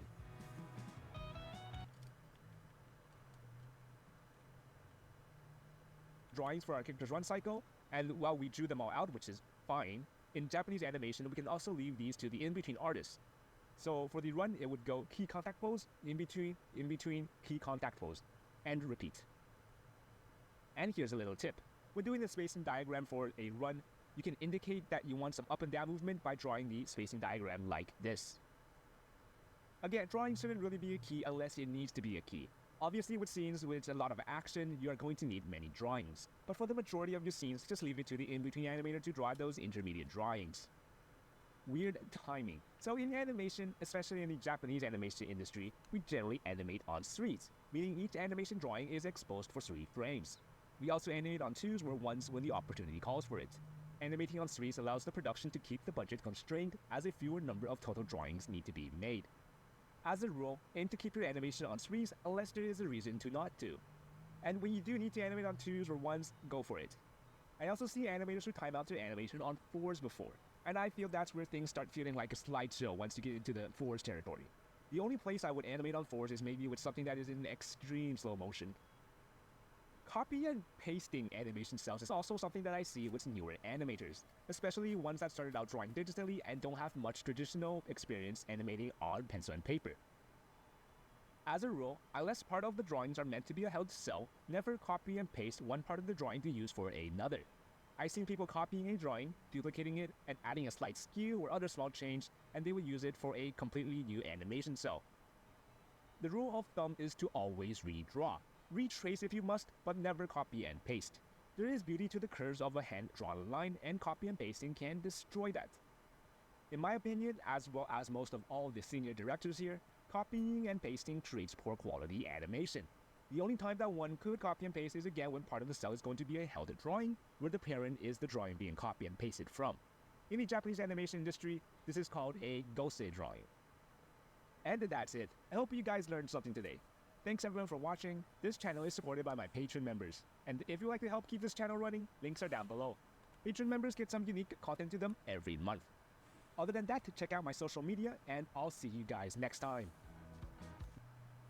In this video, I'm going to explain to you why animators use these different colored lines for most forms of animation. I have grown famous on TikTok for sharing my original animations, work-in-progress shots of my indie anime, and sharing information that I've learned about the Japanese animation industry, and I get asked all the time, what do those red and blue lines mean in animation? So that's what I'm going to answer today. A lot of the examples I'm covering are going to involve both Japanese anime, as well as Western and indie animations that basically use a similar technique. I'll even show you some behind-the-scenes shots of some of my latest fully animated videos, which you can check out in the description below or linked at the end of this video. To put it simply, animators use colored lines in order to mark off specific parts of the drawing that are going to be a different color. The different colors of the lines are so that each part of the animation team clearly knows what parts are going to be colored in during the painting stage. This is most commonly seen in animation drawings like anime keyframes, where the entire drawing is a mix of these different colors. Looks complicated, right? But in actuality, there's only 3 or 4 colors being used here if we include the black lines. You might be thinking at this point, well, what about art like this? Do they need to use these red and blue lines? Well, no, because this drawing wasn't designed with animation in mind. Typically for animation, the goal is to have a character design that can be easily and consistently animated by an entire team of animators. This applies to everything from cel-shaded animation like in anime, to Western animation like Invincible, or even for modern TV shows like The Amazing World of Gumball or Teen Titans Go. In contrast, this type of smooth or painted style of artwork is not meant to be animated, and even if you look at the layers for these types of drawings, you can see that it takes dozens or even hundreds of layers to achieve this effect. Whereas for animation, you want to hopefully make things as easy as possible for the animators because they are drawing these characters over and over and over again for hundreds and hundreds of frames. And yes, even in Japanese anime, where sometimes the character designs go super crazy with the hair or the eyes, it's still something that is a million times easier to animate than something that is fully rendered like this. Let's compare this shot here to its final design. Let's start with the red lines. These are what's known as highlights, which typically are the areas on an object where light is hitting the object. As you can see here, the light is coming in from this side of the drawing, so the artist will block off these sections of hair with red lines in order to showcase where that light is hitting the hair. Same thing with this part here, the light is reaching this part and in turn will be shown with a red line. Next, let's move on to the blue lines. These indicate where the shadows will be, so in a similar fashion to the highlights, the artist will use blue to indicate all the different shadows in the hair, face, clothes, and anywhere else that a shadow will form on the character. Keep in mind that this is just the absolute basic usage of the red and blue lines in animation, and it's not even a super strict rule that every studio has to follow. There are some methods of animation where all the flat colors with no shading is completed first, and then the shadows are drawn, painted, or added in during post-production. Spindlehorse, the animation powerhouse behind Hazbin Hotel and Hell of a Boss, are pretty well known for having a crazy amount of compositing in their shots, to the point where the final results will add in shadows on shadows in After Effects on top of everything else like glow effects, highlights, and little finishing touches. Or take for instance anime styles like that of Summer Wars, which was animated by Studio Madhouse. Here the art style takes on a very minimalistic approach to shading, and even no shading in some cases. This makes the characters stand out from the highly detailed backgrounds and gives the entire scene a completely different feel. I also want to point out the different colors that are being used to fill in certain areas during the animation process. I typically see this more in Japanese anime production, but sometimes certain sections of the animation will be filled in with a blue or purple or yellow color. As far as I'm aware, this is not exactly required and is typically seen more in the layout and rough keyframe stages where you would want to block out big shadows and different hair layers. It even differs from studio to studio, as some rough animations will look almost fully filled in with these temp colors, while others stick to plain white and maybe some blue for the shadows. You can even see this in traditional animation, like in Japanese anime, where a lot of the keyframes are drawn by hand. They sometimes fill in those colors with colored pencil. So to play it safe, just assume that these fill colors don't matter and are just temporary until the final coloring stage. Now let's start to look at more advanced techniques. There are animation keyframes that sometimes use other colors than red and blue to indicate things. Colors like green or magenta, or even purple have been used, especially for parts of the animation like the eyes, clothes, props, or other elements. Honestly, these extra colors can be chalked up to personal preference or the standard set by the individual studio, but for the most part, the other colors can be assigned to a variety of things. Now, take for instance this drawing. You might look at it and ask yourself, what is this random green line that is going through the hair? If we were to compare it to the final shot, that solid line isn't there. Actually, this line is meant to indicate that a gradient is to be used in the hair during post-production and compositing. Of course, the animator can also write an extra note somewhere, like directly on the keyframe or in the timing sheet. In this example from Dong Chang, an animator working in the Japanese anime space, he is using an After Effects plugin called F's Select Color in order to isolate the colors of the hair and apply a gradient effect to it after the fact. This way, the coloring team only has to focus on getting the flat colors down, and then they pass it along to post-production in order to add in the gradient effect. This way the animation stays consistent throughout the entire process, and there's no weird movement of the gradient in the final product. Green lines are also used in combination with other colors, such as red, to indicate different types of blushes. In this case, the green circles usually represent this circular blush that is keyed out during post-production and then blurred heavily to get this soft blush effect, whereas these anime blush lines are left colored in to give this multi-layered blush effect across the face. Or take for instance this specific drawing of a character from the anime To Love Ru. While normally red lines are meant to indicate highlights on a character, in this case it's specifically meant to indicate this specific pattern on the character's uniform. You can see that he is using red lines for the pattern of the skirt, as well as in the highlights of the hair. Also keep in mind that the amount of colored lines will vary depending on the complexity of the character's design. Let's take a look at this keyframe from the anime Rent a Girlfriend. Notice how extremely detailed some of these close-up shots are and how many shadows and highlights are in the hair and the eyes. It's to the point that there are multiple instances of red, blue, and green lines in the eyes alone in order to represent the different levels of highlights that are present in the eyes. Of course, this is specific to this shot, as it is a close-up on the face during this scene. If the character is zoomed out, then less details will be needed in order to complete the character, and thus less colored lines. Before I talk about the comparison of how Japan uses these techniques versus Western animation, I want to thank Paperlike for making me an ambassador of their products. I'm specifically an iPad-only animator, and thus having a good screen protector is very important. Not only have I been using Paperlike's amazing screen protector, but also I've been using their magnetic folio case on my iPad Pro. This is a new case made by Paperlike that sticks magnetically to the back of my iPad. It's got this amazing textured finish that feels awesome to hold. It folds into a trifold to stand up my iPad at various angles. Even be fold option or get a little computer iPad. You do not. That's because that's the industry I'm most familiar with. But honestly, the concept of using shadow and highlight lines also translates into Western animation. If you look at this animatic from Jaden Animations on their anime intro video, you can see that in a lot of these shots they are using blue lines to indicate shadows and red lines to indicate highlights or effects areas. Or look at the work of Studio Grackle and Studio Titmouse, who worked on The Legend of Vox Machina. You can actually see a lot of influences from Japanese animation techniques in these animations, including highlights and shadow lines. I mean, heck, even looking at some of these layout shots, they've filled in the shadows with blue, which is, again, something that you see a lot in anime keyframes. Even in smaller ways, shows like The Owl House have even used elements from these colored lines in their production, even if most of the show did use a puppet rigging style of animation. Spoiler alert for The Owl House if you somehow haven't seen this episode, but during Ida's fight with Lilith, you can actually see some specific animation scenes that utilize colored lines to separate out the different shades of Ida's hair, the small shadows and highlights on Lilith, or even to indicate the different color layers on Luz's bubble in this shot here. And finally, we come to my animations. I have definitely utilized the Japanese anime style of coloring and animation in my own channel videos, even going as far back as the beginning of my channel, where all I had was a simple purple shadow under my character's head. Yes, I was one of those people that used purple to shade and set it to multiply. Deal with it. Looking at these keyframes from my past animations, you can clearly see that I've labeled out which parts will be highlights, which parts are shadows, and those end up getting translated into the final animation. Even with my most recent animation, it's still the same technique, just used in different ways to achieve the look that I want in the final result. I definitely think that this particular keyframe is my favorite because it utilizes so many different types of shading and highlights that I had never done before at this point in time, and I'm really proud of how this shot turned out in the final animation. Keep in mind, this is not the only way to animate highlights and shadows. Every single studio has a different way of doing things, and even amongst animators in the same studio, everyone has a different method of doing things. There are different people that use different mediums, like pencil and paper versus iPad versus using a Cintiq. There are people that color in things a certain way, or there are people that don't color in things at all. But the main purpose of these colored indicator lines at the end of the day is to show that within a project or studio, there are certain guidelines to help each part of the team communicate with each other to know exactly where each part will be colored, shaded, highlighted, or composited. That way, there's no guesswork or misunderstanding when the animation travels from the beginning to the end of the pipeline. Again, I've used this in my own workflow and with my own animation team. During the layout and keyframe stage, I would indicate exactly where things would be highlighted or shadowed, handed it off to the next team, and they were able to understand easily, okay, this is where the highlights go, this is where the shadows go. Well, I hope you guys learned something from this video, whether you are new to animation or you are a seasoned veteran. And hey, who knows, maybe this inspires you to start implementing some Japanese anime techniques into your animations in the future. Be sure to check out my latest animations, they will be up on the screen now. Thank you guys for visiting the Mind Palace, and I will catch you all next time. Bye-bye.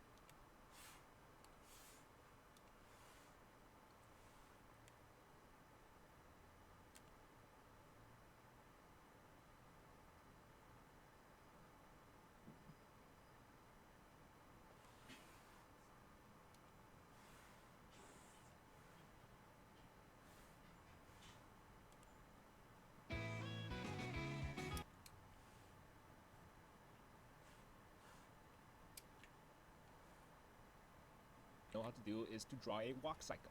I animated walks both on Japanese shows and Canadian shows, and yeah, they do differ. Let's take a look at how to animate them and see which walk cycle I like better. Spoilers, it's the Japanese one. Before we start, note that I will be cycle I like better.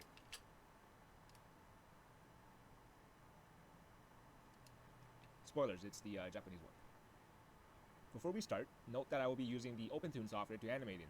This isn't a software guide, so use whatever software you are comfortable with. If you do want to know more about my workflow with OpenToons, check out my tutorial on that. We'll start with a Japanese walk cycle, but note that both Japanese and Western walk cycles both share many elements. Before we start, draw a horizontal reference line for the ground on a separate layer. This will come in handy later. A basic walk has 4 unique positions that are then repeated with the legs swapped. First, we have the contact position, called so because both feet are touching the ground. The hands are flayed out in the opposite pattern of the legs, so if the right leg is forward, then the left arm is forward. I'll use a basic animator stickman like the ones that Richard Williams draws, since that was first how I learned to animate walks.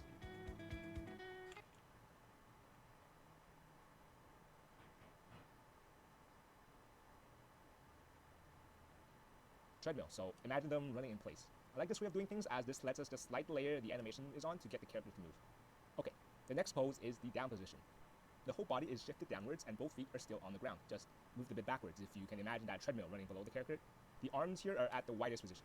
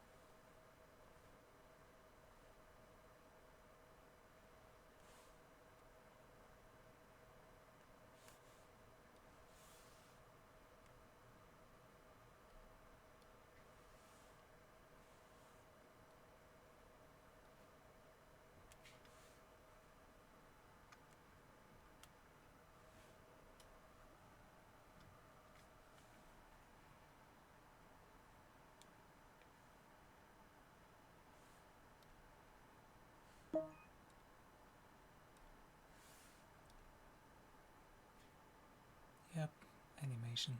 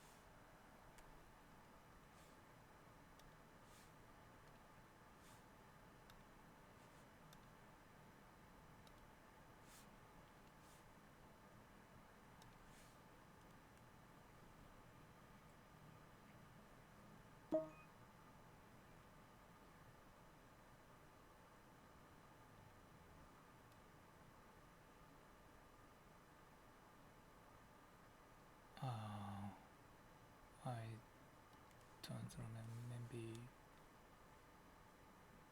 10-15 minutes.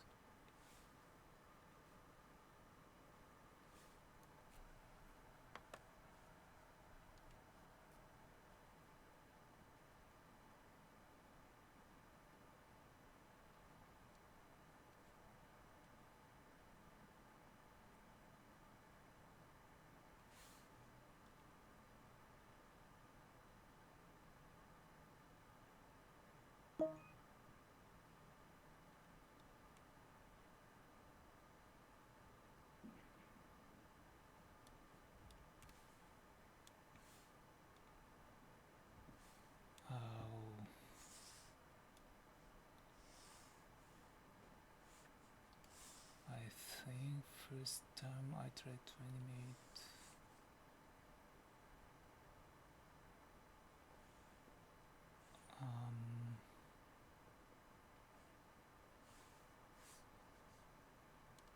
give me a second.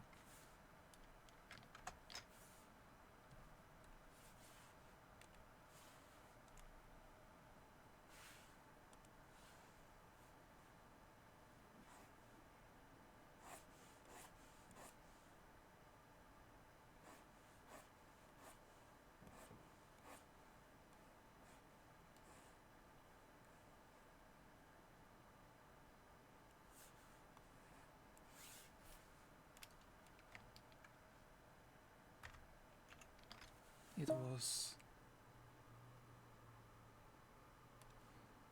months ago, my first try like this in August.